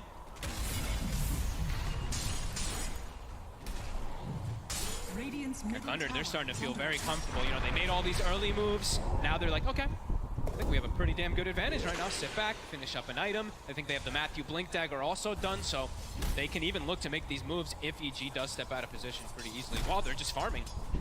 And they've got the global threat, so things really looking quite amazing right now for Thunder.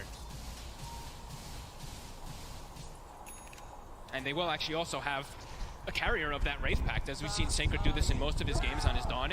He's got the Vlads, he's gonna be going for that. EG, they do not have that this time around.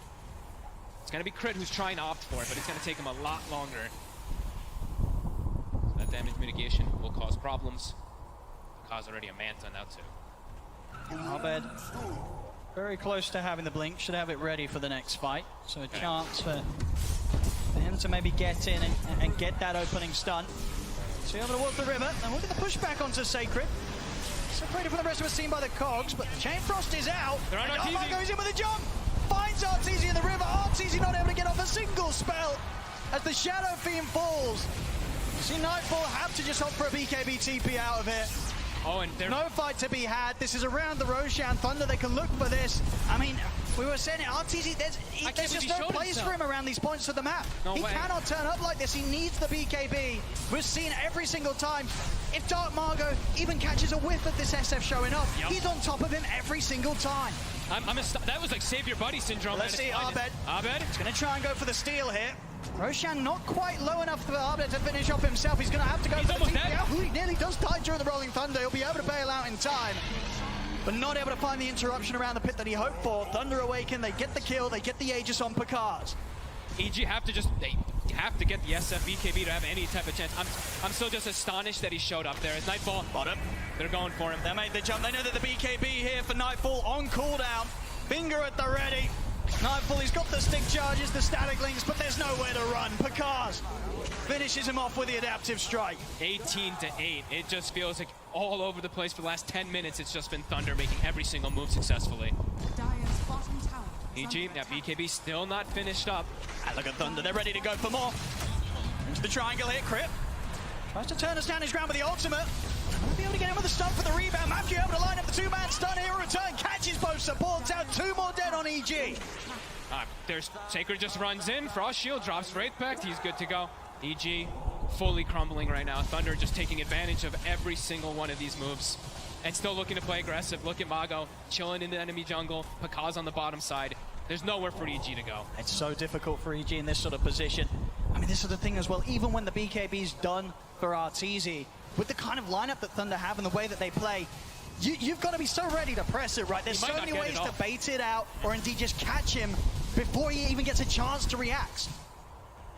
Yeah, there's a very high chance he won't even get off. And even if he does get it off, now at this point, do they even have damage? Is their lineup actually going to be able to do anything with these BKBs? Or are they just going to use these BKBs to stall out a long inevitable death? There we go. The BKB is there for Arteezy, but the same to be said for Dark Margo.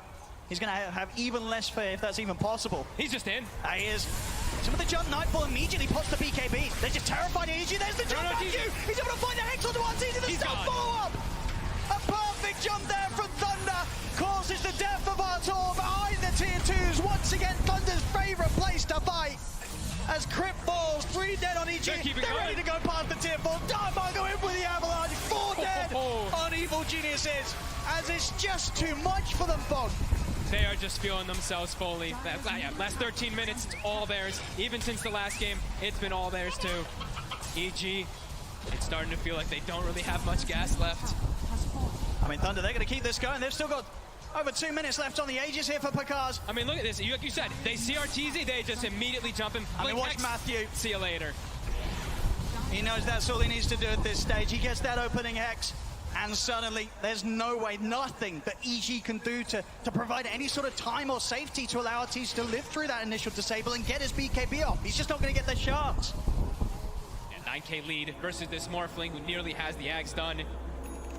Like you said, they've got the Blink, they've got the BKBs, but it feels like they've really lost too much. I mean, this is window. the only way that EG can take fights. Even when they have the BKB, they have to do it off the back of the smoke. They cannot be the ones getting jumped, because we've seen every single team fight where Thunder's able to have some sort of information. They'll always find the opening that they need. But do they have the damage now at this point with this when they're this far behind? There's a Solar Guardian what they can do. that's gonna come in. Get the opening roll in Thunder. See the ult coming in from Sacred. They didn't have enough damage. Dark Margo only gets burst down to half HP. He's ready to put the BKB turn. Take down Crit. Hookshot there from Fly, but the heavy hits here from Thunder. Take him down as well. Stun, Hex, lockdown onto Arbeck. 3 dead on EG. They want more. And Nightfall, he's up on the cliff. He'll opt for a TP out. Same to be said for Artesians. The 2 cores will manage to escape here with a BKB TP. But again, they're just having to run. They're just having to back away. And this is not what they needed to be happening once they had these BKBs come out. They just came a little too late, and a few too many fights taken beforehand that just put EG too far behind. It seems impossible now for them to take any sort of fight against Thunder. Yeah, that was them. Like, I think they were trying to take advantage of that Sacred was dead. Maybe they can burst the hero, but he respawned right when they get the jump, has the Solar Guardian, and yeah, Dark Margo's BKB comes up like 1 second afterwards. He gets it off. Thunder just, playing to perfection, really. Extra Agi and attack speed he's able to take with the Axe. Just tearing through the buildings. Nothing that EG can do to push him back here. You know how they're feeling right now on the side of EG. They're just like, wow, yeah, I don't know if we can ever take another fight. They're going to have to hope that Thunder really just oversteps their bounds and kind of throws this one away, because it's feeling completely impossible to ever kill this Morph, or pretty much anyone but Sacred, any of those cores except for that Dawnbreaker. Car's just so far ahead. It's same to be said for Dark Margo. Both of these cores easily 5k gold ahead of their counterparts at this stage, this early stage as well, just 25 minutes in. And sort of a period of the game that, in terms of the group stage performances, EG, they've been reveling in the earlier wins. But Thunder very much showing that they have the ability to shut down EG so early that EG just can't get that footing, can't get that momentum that's enabled them to pop up as they have been in the group stage. And EG did get the first blood that they've been like looking for, I think. I know in this game, I don't remember the last one. Bottom Matthew. He's gonna get the 2-man setup here. Next is going to follow up on Nightfall. Sacred, pretty beefy, and with the finger burst onto Fly. Fly is gonna get taken out. Ahmed does off to the side again. Nightfall and Arteezy, all they can do with their BKBs is BKB and TP out. They cannot fight them. No damage. Now they can't even kill Sacred at this point. They've gotten him in the first few of one of those fights, but yeah, he just drops the raid pack. There's no damage.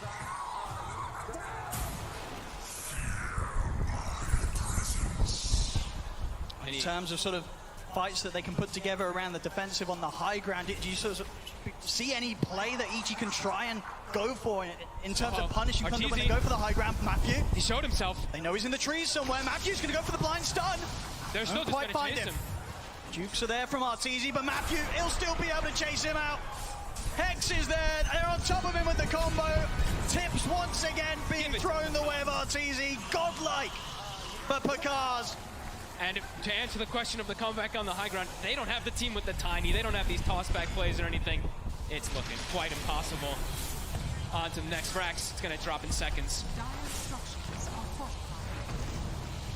30 seconds without Arteezy. 30 to 9. Looks to matter too much considering the state of the last few fights we've had. He has the buyback back up. They just have to watch, even with Arteezy. Ooh, quick blink there. Arbeck will be able to avoid the catch of Dark Margo this time round. But the top Rax, it's gone. They're just too far ahead now. No fights, really, it feels like. EG, you said they got to just hope the Thunder oversteps massively, even a couple times, because 1 or 2 times won't do it. maybe 3 throws or something, but yeah, Thunder. Phenomenal play. All game, it's just been relentless aggression.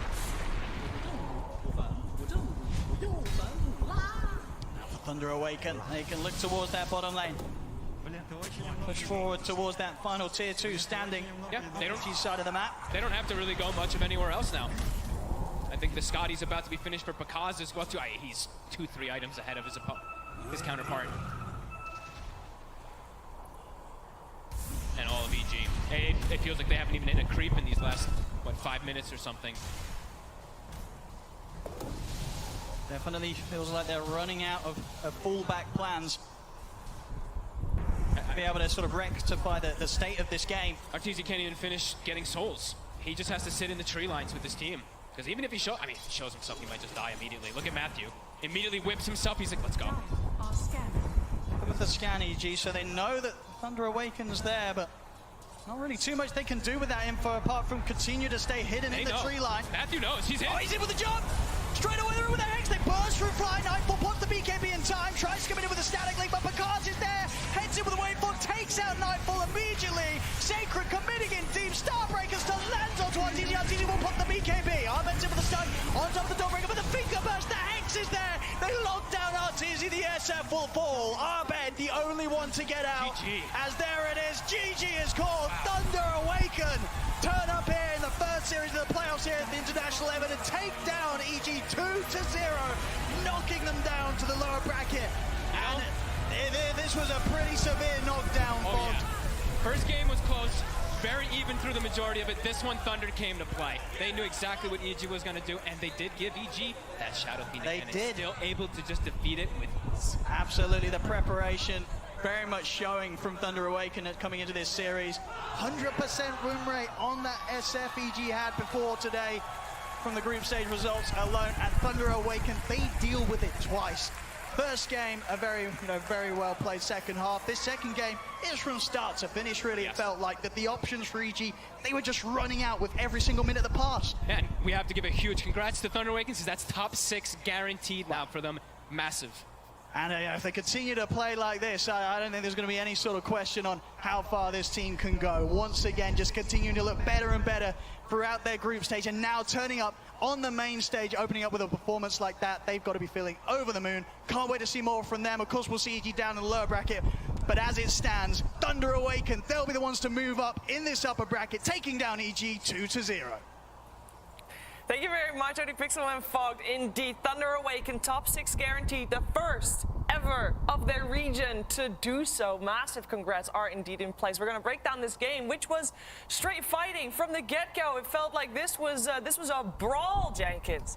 Yeah, so I mean, I have this theory that's maybe it's a bit off the wall, but I feel like it is kind of reasonable. Maybe you guys can tell me if it's stupid or not, but like It's stupid. It's stupid. Okay, move on. All right, moving on. Effie, what did you? No, go ahead. Thank you, Effie. I appreciate it. I think at TI, there's just obviously this immense amount of pressure for players. And I think when under pressure, people seek comfort in their teammates. Yep. And I think in Dota, the way that you feel that comfort is through positioning. And so because of that, team fighting becomes very strong at TI. Maybe Earthshaker's not so good in this meta, but Enigma is the top hero that we've been talking about. And what have we been saying about Thunder Predator all year? They're the team fighting team. Thunder Awaken. Everybody talks about how Thunder Awaken in SA is all about optimizing team fights. So this doesn't come as a shock in that respect.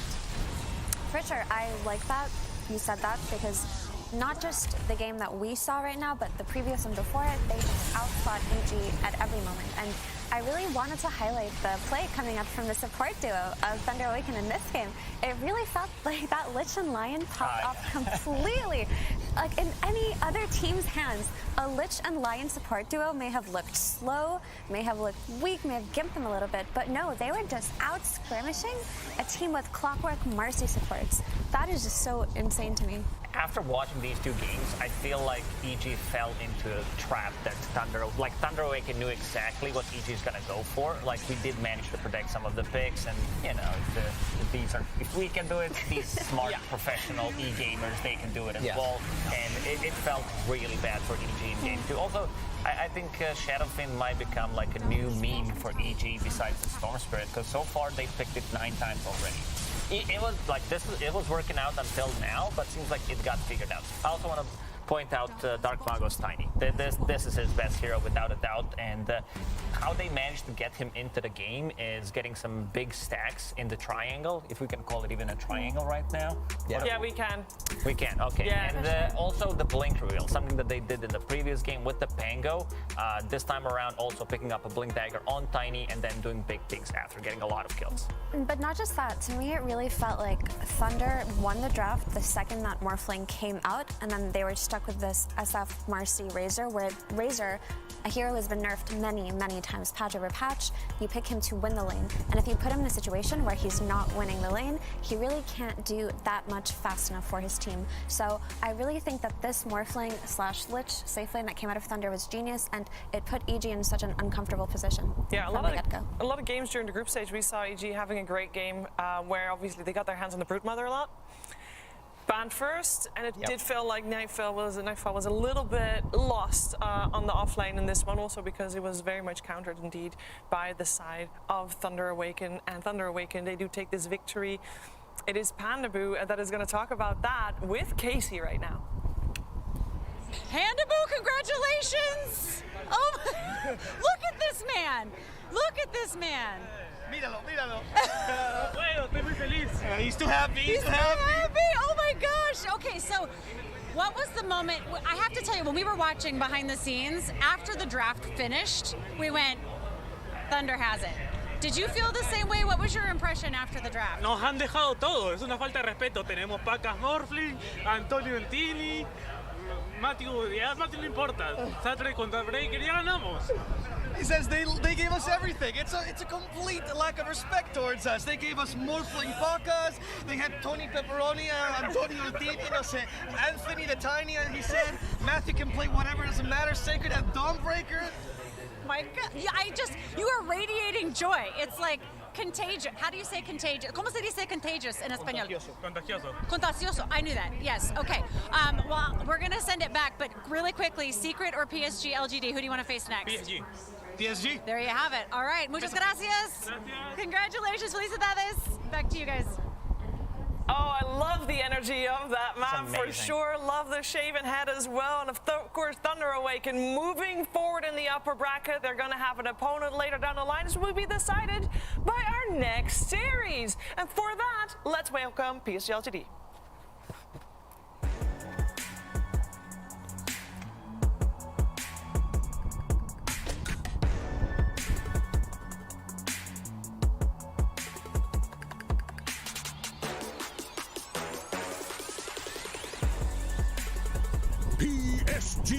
LGD. And here they are. They are your grand finalists of TI10, and they are looking to repeat with this time the championship. As a result, of course, they have a road to go here in this upper bracket. PSG LGD, their first opponent will be none other than Team Secret.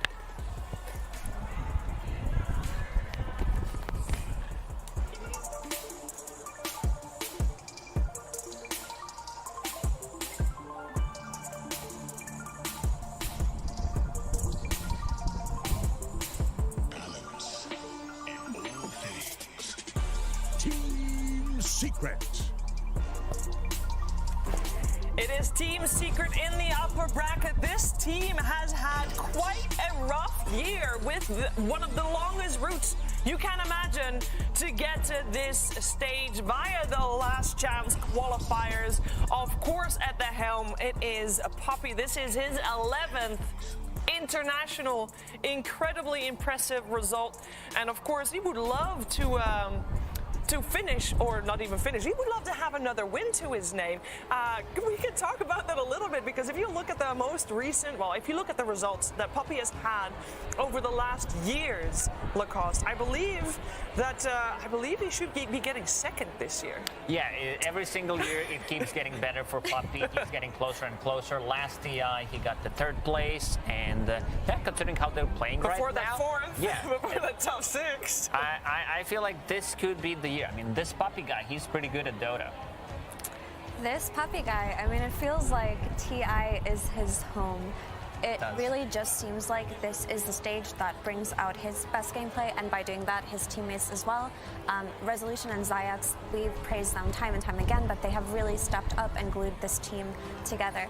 I'm really excited how they're going to match up versus the unanimous favorite to win the entire tournament, PSG LGD. Last time they met, PSG LGD did lose to them at Riyadh Masters because it was the reveal of new secret roster, and people had doubts because considering how the previous roster didn't work out, and then you bring in new people. Usually it does take time. This is the definition of when we speak about Dota chemistry between the players, is what Zayats and Resolution are bringing to the offlane. Like, you just feel that they are naturally good together. Yeah, it's I really like what Puppy talked about, how like there's the language, not like barrier in this case, but like language bridge almost, you want to call it, because like in the laning stage, Resolution and Zayats can speak in a different language than the other lane that is being played, and it kind of like separates the comms in that way. And there's like, if you take any teams and you put them in lane practice and they're just sitting in voice together with just the lanes, they perform like 150% better in the lanes, because all you're focusing on is that. And that's what they get to do in-game, which is really cool. Yeah, that's actually a really cool point that you bring up, because often comms can get very diluted. There can be a lot of talking going on, and it may get a little bit confusing, but just by having that language in common, it makes it easier. But also, outside of that, Rezo and Zayats have been playing together forever. I remember when Rezo tweeted out the best offlane duo in the world looking for a team, and people were like, aren't you on vacation? But they get picked up by potentially the best team that you want to pick you up at that stage, the team that has the likeliest chance to actually qualify for TI outside of the DPC system, and it happens. It all worked for them. It really did. Of course, a new addition is also Chrysalis. I gotta imagine, it's been since 2014 that Sing Sing was on the stage at the International. It's about time that we have more Dutch players coming in, so a nice one there for sure. Their opponents, though, they have... Team Secret came second in their group, which means they do not have the luxury of choosing their opponents, which means they got left with PSG LGD. Tundra picked OG to face instead. It's a tough opponent. This team nobody wants to play against this team. Nobody does. Except for Thunder. Except for Thunder. I mean, that's why Thunder is doing so well, because they want to prove everybody that they're the best. Like, if we can beat PSG LGD, we can beat anybody. And I mean, the reason why PSG LGD is so strong is like they play variety of the heroes. You don't know, like it's very difficult to guess what they're gonna go for in terms of like counter picking. They're one of the best teams out there. And one more thing to notice is like we just have to enjoy seeing Ame and Fatebian play, because they're one of the greatest players that ever touched the game, and they could potentially retire. That's what they said. You never know with Dota players, but yeah, enjoy. So Fatebian for sure is retiring based on the video that he posted on Chinese social media. There have been rumors that Ame wants to take this win and just not touch Dota for a very long time. Now that one could still be up. That's fair. That's fair. That one could still be up in the air, but come on. For me personally, this is LGD's year. They have come so close so many times. Last year had to be painful, and they've also got the retirement story just like Liquid. I mean, they have to be itching for this win more so than any other team in this tournament. Yep, and they have also had good results this year. Of course, they came first in the tour for 2 tours in a row. They did well in the regional finals for both of those tours as well. Arlington Major, they came second, losing to T-Spirit in the grand finals. Maybe a little bit painful memories. The crazy thing is, against Spirit outside of grand finals, they're like 14-3 versus Spirit. But then when it comes to grand finals, they're like 17-9 or something like that. So it's like Team Spirit loses unless it's grand finals, where LGD seems to not be able to just push it a little bit farther. But you know what? I think LGD has a bit of an edge this year, because I think that loss to Spirit in Arlington really humbled them and taught them a valuable lesson, because up until that point, it really felt like Spirit, it felt like LGD were so confident in the ideas that they have that when they do lose, it kind of shakes them, right? Sometimes they'll get stubborn and pick a hero twice in a row, even when it's not good. And getting that experience losing so early on in the year is going to be even better for TI. I mean, we saw them kind of suck day one of group stage and then just bring it back completely. So just being able to recover mentally is a very, very good sign for LGD fans at home. Yeah, one thing to keep in mind as well is that for PSG LGD, they might not have had a lot of experience this year on in LAN settings because there was just no opportunity for them to. But this team is no stranger to playing on LAN, so any kind of stage jitters you can imagine, they don't have them. They have played under the biggest of pressures, of course, in that finals. If they want to do that again, they need to start in this upper bracket and just win a couple of games. Let's see if they can do that with the first one. It's over to game one.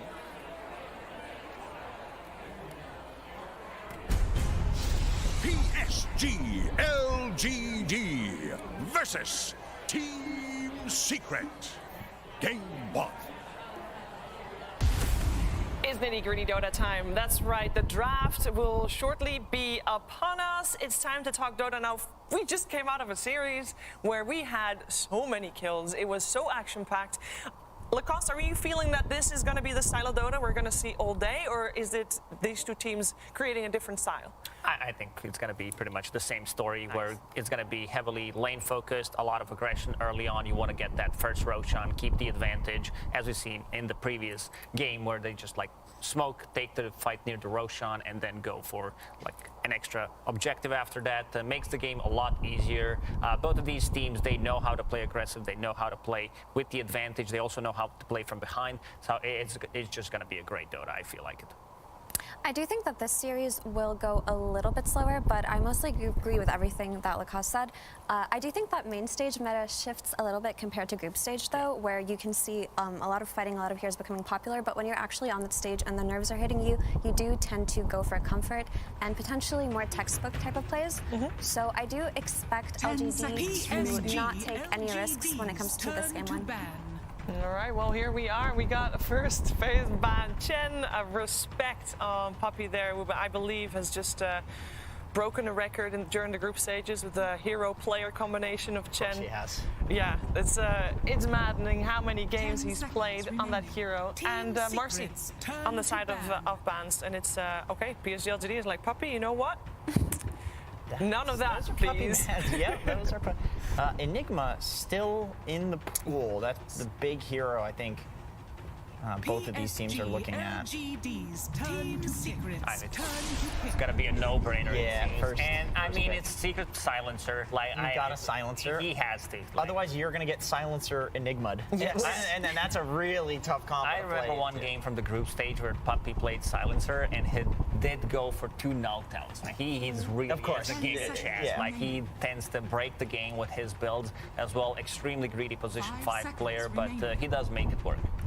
So, an interesting thing that Thunder did versus Enigma in the first phase was just try to counter it with a gyro pick, and it worked out so well for them. They didn't have a silencer, they didn't have some niche jump on him hero. They just went for a carry that could outlane him and then outfight him on his timings. Sniper works too for a similar, well, you don't have to stop the black hole, you just keep them from outside of the black hole radius.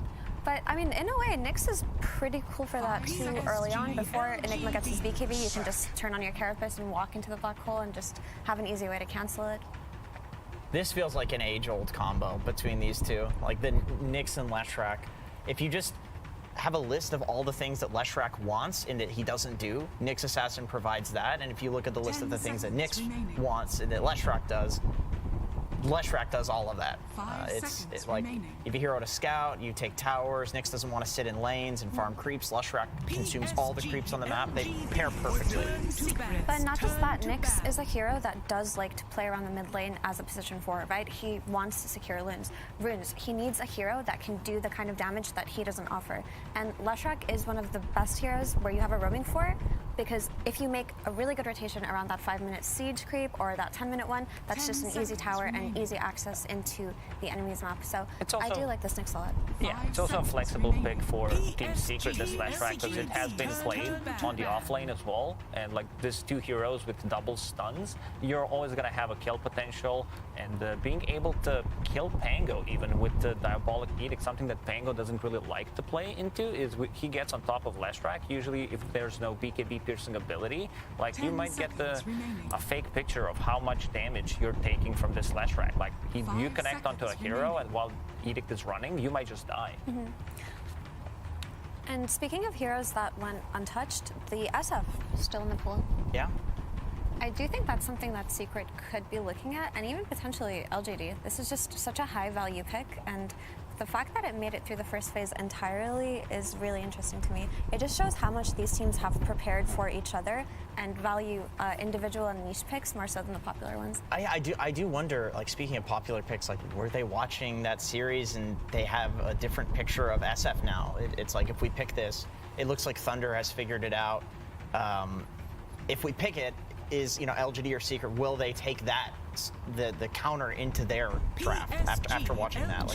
Also, looking at the bans, they did ban Lifestealer, which is a bit of a unusual ban in the second stage, and something that you mentioned, like Gyrocopter, he does work well against the Enigma and the Eidolons, so if they're looking for Gyro, now this Lifestealer ban does make sense. 10 seconds remaining.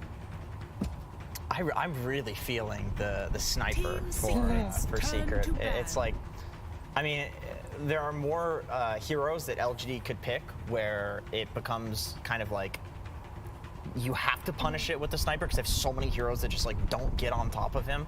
But already against these two heroes, I don't feel like Pango's really that great. He's not like a traditional backline jumper. Yep. Like, yeah, he can get on the backline, but you can peep him and kill him through his role. Right? It's not like a Storm Spirit who actually assassinates the backline. He just disrupts them. I don't think Sniper really cares that much, but we'll see. We'll see. The thing about Sniper, though, is the Sniper player on Secret has always been Nisha. I don't think I've seen Crystals play it once, and unless they're flexing this left track to carry Entity style or offlane Beastco style, which I also haven't seen Secret do. They offlane Lesh. Yeah, they offlane Lesh. He goes the same build, too, as the mid Lesh, just Rush Bloodstone. So then I think you're onto something potentially if they flex this Lesh to offlane. I also think TA is a hero that you can look at versus both Enigma and Pango. Yeah, so far, Team Secret has played Sniper 3 times, all in the hands of Nisha. All wins as well. That being said, I mean, they won a lot during the group stage, so I'm not sure how much that is because... Oh, yeah, I totally forgot that even got through. Still That's in, insane. of Okay, course. that actually made it through the second phase of bans. Yeah.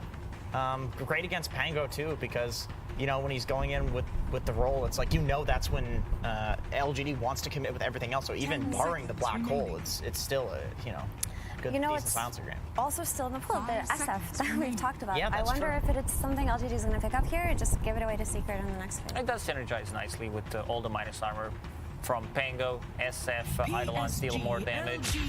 Now it's going to be Tusk. Team Secrets. That's a bit of a backline jump for a sniper or an SF. Like, I feel like you're less inclined to pick it unless you just think that it's really overpowered. So I actually expected them to just secure their safe lane in this phase on the side of LGD, but they're just gonna leave it for last. They go for the Dazzle and the Tusk. I think Tusk is a really good hero for annoying the Silencer early on, right? Silencer is a good hero to counter Enigma, but when you have these nuisance type heroes like Tusk and Pango that can just go on him early on and set up for a good black hole, it really makes Enigma's life easier. So I do like this Tusk concept here. Also in the still like the SF. Yeah, just the shards plus Eidolons. Silencer does love to play aggressive, get the glaives. Puppy, one of the few players that actually get glaives early on. Like, you know, he wants to steal. You gotta do it. I mean, I've seen Silencers go in the group stage 0-4-0. I can't. I can't as well, but it is like, what it is. Gotta get that in. Also on the PSG LGD side, double save. You have this Dazzle plus the Snowball, Shield Crash coming out from Pango. The heroes are going to be pretty difficult to kill. Yeah. Also, the issue that LGD are a little bit concerned about right now is just this Lesh plus Nyx potential offlane duo, right? You can't really put a carry in there that's just going to get kicked out of the lane at minute 5. And if you do, it has to be a flash farming style of carry like Sven, which is maybe something that LGD don't want to do in this game. It's still a flex pick because both like Resolution and Crystallis did play Dawnbreaker with the last rack. So for now, Team Secret just keeping their options open. They do not want to reveal where their heroes are going to go. But this makes it so annoying for LGD, right? They don't understand if they have to counterplay the slash from their safe lane or counterplay it from the mid lane. I feel like LGD doesn't actually feel that much pressure on them to counter anything right now, just because Secret has no backline jump. You have a Dazzle in this game who's going to be saving, and Tusk, not really a backliner, but it's saving, and then Enigma too. Yeah, but you do have like Nyx Assassin to scout things out, Dawnbreaker with the ulti, followed by Silencer ulti. So that's It's like it's a pretty gank, simple. Yeah, it's a gank. It's like simple to execute Dota, I would say, from Team Secret, where like Nyx Assassin just scouts things out, global silence, you isolate the target and kill it until they get some like defensive items, some force staffs, something to dispel this global with. And not just that, when the Lesh gets his Blink Dagger, it just becomes so much easier to take these chaotic fights on the side of Secret. So I don't think backline jump is that much of a concern. If they can get a good start on Secret, they can itemize for it and just count on their draft to do the rest. Yeah, people are going Blink Lesh. It's like Bloodstone Blink, Bloodstone BKB Blink. 5 seconds. It does eventually turn into that, especially with the Nihilism. If there's some backline right clicker, it can be pretty nice to make it so that they can't right click anyone. So I haven't actually been able to catch a lot of Secrets games during the group stage, but I think it's so interesting how Resolution has just evolved his hero pool so often, right? I did catch, I think, one offlane Mirana game that I thought was really interesting, but just the fact that offlane Lush has become a staple for him when previously he was just known as being that Dawnbreaker guy, makes me have a lot of faith in this iteration of Secret to not be in a situation where they can get easily outdrafted. Yep. And I don't think, PSG LGD, they are, of course, as we heard from Tsunami earlier today, the team that has the most heroes picked, the most diversity. So they're going to be pretty comfortable as well in that draft. Looking for 2 heroes for PSG LGD, Luna / Terrorblade. I think these 2 would fit because you are ranged in the laning stage. For TB, it's like half-half, but then again, you have very strong group up, and Leshrac does not like to play those heroes, especially Terrorblade. Like, when you think about it, like, you may think, oh, Leshrac gets on top of him, but he gets dismantled by TB. There's also still SF, like, this hero is still in the pool. And I do think it synergizes really nicely with the rest of LGD's heroes. It also can go into the jungle and flash farm, but TB can do the same for this team as well. I remember one game when they played Dazzle plus Naga Siren. It's very deadly, and also it's a good way to like just split up, because you do build into Manta Style as your first item. You can dispel the global silence with that, and then like reset the fight for your own team with the song. The thing with Naga though is I feel like but you're playing against Lesh. You're playing into Lesh, Like people always think like, oh, Lesh counters TB because of the illusions. TB's not a real illusion hero. Lone Druid, okay. Yeah, I mean, there's really nothing to deal with the bear out of all of these heroes on Secret, and I feel like that's kind of the situation in which you like to pick Lone Druid right now is just when there's just nothing to deal with it, and it's all of a sudden it's like now there's this thing that has to be answered by Secret in this next pick. Yeah, the thing with Lone Druid is early on, if you don't have a good way to stop the Lone Druid's push once it gets the Malcolm Madison Dessa, you just end up losing so much on the map. And yeah, I think Secret's lineup can kill the bear quite easily once they get some items up on the Lesh and the Dawnbreaker, but before then, you're looking at this Enigma Wraith Pack timing, this Lone Druid hitting just a couple of items and like giving up too much on the map. That is a off-lane silencer, by the way. Oh my god. Oh, it's time. It's time to bring it out. All right. Okay. Cool. Also, Crystal Maiden last pick. Yeah. We saw Crystal Maiden being banned in the first phase. Yeah, I love it. This hero got a lot of love. So the Frostbite's going to be really value against the Lone Druid Bear, which we talked about, which is probably why they were looking at it. Also, just the freezing field as a means to fight early on is pretty cool. Like, we talked about how important it is for the silencer to get gone on first. So if disables are used on trying to kill the silencer, your support CM can actually do a lot for you if there's nothing to cancel her freezing field. So I think it's interesting, but I do like LGD's draft more. So do I. Yeah, so do I just think that this Lone Druid can do so much, and they got this Enigma. This Enigma's just been the hero of the last 2 or 3 tournaments. It just seems so broken. It does. It just makes it so easy to group up and play for the objectives that you want. And I really don't feel like Secret are going to stop LGD's timing. Maybe I'm too focused on lanes, but I feel like if you're Silencer against Lone Druid Dazzle, you're pretty sad. Like, that is a tough It sounds very difficult to play this lane. It really does. It really does. All right. Well, it could be that we are missing something completely. Who knows how this first game is going to play itself out? We're going to find out together with Sunspan and Synderen.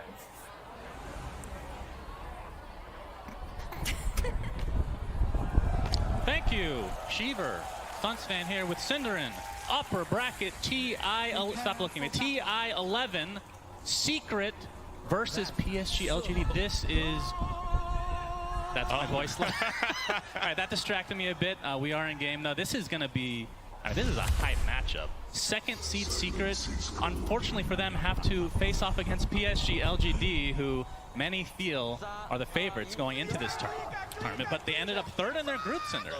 Yeah, they had a little bit of a slow start. I think LGD's day one was one of the weaker ones they've had in quite a while, but they picked up a lot of steam throughout the groups, and that, you know, that's kind of what you want. You want to go into the bracket with in top form, and I think there's a lot of good things to be said about how LGD have developed throughout this tournament. So very curious to see this. Like you said, Secret definitely, is it fair to call them an underdog in this? You probably always call teams underdogs against LGD, right? Just historically speaking. Especially you, yeah. I always think LGD is going to win until they don't. But well, you were telling me they've been top 3 at 5 TIs. Is that right? That is kind of insane. Obviously, different rosters for a lot of those, but regardless. Yeah, they've played every TI since TI2. Yeah. And they've got 5 top 3s, but they've never won. I think they've got 2 or 3 second places. Out of those top 3s, all right. Let's see. Going to see some early action for the bounty. Zayat ends up netting himself that, but Resolution's going to take a little bit of damage here, which, of course, we are going to talk about Resolution a bit here, not just because he's awesome, Cinder, but he's playing a silencer, position 3. Oh, I thought it was because he's playing your voice line. Okay. I did tell him to do that, and he's been a very good boy so far. Thank you, Roman. Yeah, silencer offlane, very unusual here from Secret. It is something that I think Puppy's teams historically have been really good at, or how to say it. It's kind of hit or miss sometimes, but he's not afraid of doing uncharacteristic and creative approaches to laning stages to try to solve problems. I'm kind of with the panel, though, when they say, I don't think Silencer fares well against Lone Druid Dazzle. I think this is going to be a tough task for Resolution to do a lot with. He's playing with a support core in the Nyx who doesn't have the most laning impact compared to, say, something like a Marcy. So I think they might have their work cut out for them down here in lane. A little bit of a trade-off here between Nisha and Tusayan. I just wanted to wrap up the thing we talked about with LGD's TI attendances, right? Because something that's funny about Secret as well is that they've placed like every position at TI, more or less, in the last 6 years. The only ones that have eluded this roster, I think, are actually second and first place. Last year they got third, the year before they got fourth, and I think they had a fifth, sixth, seventh, eighth. You know, more or less gone up one placement per year. So is this the year that Secret reaches the final? I mean, as you know, I did pick these two teams to end up in the finals, which may be a little awkward since they are facing off so early in the upper bracket, but that doesn't rule it out. Yeah, that's true. I mean, Secret, I think I've locked them in for second place. It's just how it's going to happen. Obviously, Puppy knows more than everybody. But yeah, PSG LGD obviously very strong, but the groups not as, I mean, they bled a little bit, Cinder. What do you think that is attributed to? Do you think they've been playing so much over the past, like all these tournaments coming up into TI, maybe a lot of research has been done against them? Or is a lot of it like Secret and teams like Liquid that have really gotten this ball rolling because of the last chance qualifier? Yeah, I think in part certain other teams have really raised their level in the last month and kind of caught up to an extent. But I also think aside from that, LGD have been very creative in their strategies. I think when you play this many different heroes and this many different strategies, some are going to miss. Unless you think back to something like Wings at TI6, where they were just so much better than a lot of other teams that they could run almost any heroes they wanted and just win on raw skill. The competitive field now is just so much closer, so I think if you do run a lot of different strategies, you're not going to hit it every single time. And also, like we said, just a little bit of a slow start in day one, right? I think after day one, they've more or less dropped, I think, 1 or 2 games in total. That's fair, that's fair. They just had to warm up a little bit, perhaps. In the mid lane right now, Nisha sitting on 15 and 1 CS. As you can see, a little action top lane. Faith Beyond taking the brunt of the damage here. Chrysalis still with the Starbreaker, will fully connect, and that looks like first blood goes the way of Secret in this game number 1. This is just such a good carry against Enigma in lane. So what generally does well... Oh, this is gonna... I hope we're not going to hear this every time they get a kill. I listened to you enough already. Sorry about that. Why did you have to make that one? Have to try to compete with Slack, you know? Yeah. Good luck with that. Yeah. Splitter Earth does connect from Nisha. Nothing to say, in a bit of trouble. Gets off his shield crash, pops the Fairy Fire, will survive. But you can see the CS, I mean, it's pretty even overall. Would you say that this is kind of expected, Lesh versus Pango? Yeah, I think it is ultimately slightly Leshrac favored because you have that range advantage and you're just going to spam out the harass. A lot of what ends up happening this lane, I think, comes down to whether you can ensure that you get the 4-minute water rune on Pango. He might not even get the chance here. Nisha going back. Okay, that was a little bit too crazy. But he's really trying to bully NTS out of lane here and ensure that he gets the water runes. If there is a rotation coming in now from Puppey, which I think there will be, who's, by the way, in classic Puppey style, jungling minute 3 on his Crystal Maiden. Yep. For value, obviously. Dawnbreaker, one of the best carries in lane against Enigma, so doesn't need too much help. He can kill the Eidolons on his own with his 2 spells. And PSG LGD will be the ones to ensure both water runes. Actually, a bit surprising that Puppey didn't come down here at all to try to help Nisha out, because I think now the mid lane is more or less going to equalize with the resources that Nothing to Say is going to have coming in now. There is still a bounty rune for Nisha to pick up right now as well, and it did cost them a little bit of rotation. I mean, they're rotating in to help him out, but I mean, like you said, frostbiting those creeps in the jungle. Yummy, yummy for Mr. Puppey. Yep. Closing in on level 3. Probably going to see him skill the Arcane Aura. I'm curious about his build. Puppey, I think, is one of the Crystal Maiden players historically that's been the happiest about maxing out Aura just to try to dominate the side lanes by giving them that extra influx of mana. As there will be the level 3 point, pretty standard to go 1-1-1. It's going to be telling what he does from here on out, because I think there's also a lot of good things to be said about especially the Crystal Nova in this game. It's a good spell against the Lone Druid. It's a reliable, strong slow. It's good against the Tusk. You know, you want to slow them down so they can't stay on top of targets with Tank Team. But maybe he still rates the aura higher. All right, gonna see a little bit of a poke down here on bottom. Yeah, Poison Touch slowing a resolution to a crawl. You can see Zayat is coming, but it's gonna be too late. So first kill for PSG LGD so far in this game. I'm actually impressed with how much farm Rezo has here. I think having 21 and 7 here is pretty respectable given the laning matchup that he It has. is the silencer off lane. It is silencer. Very odd.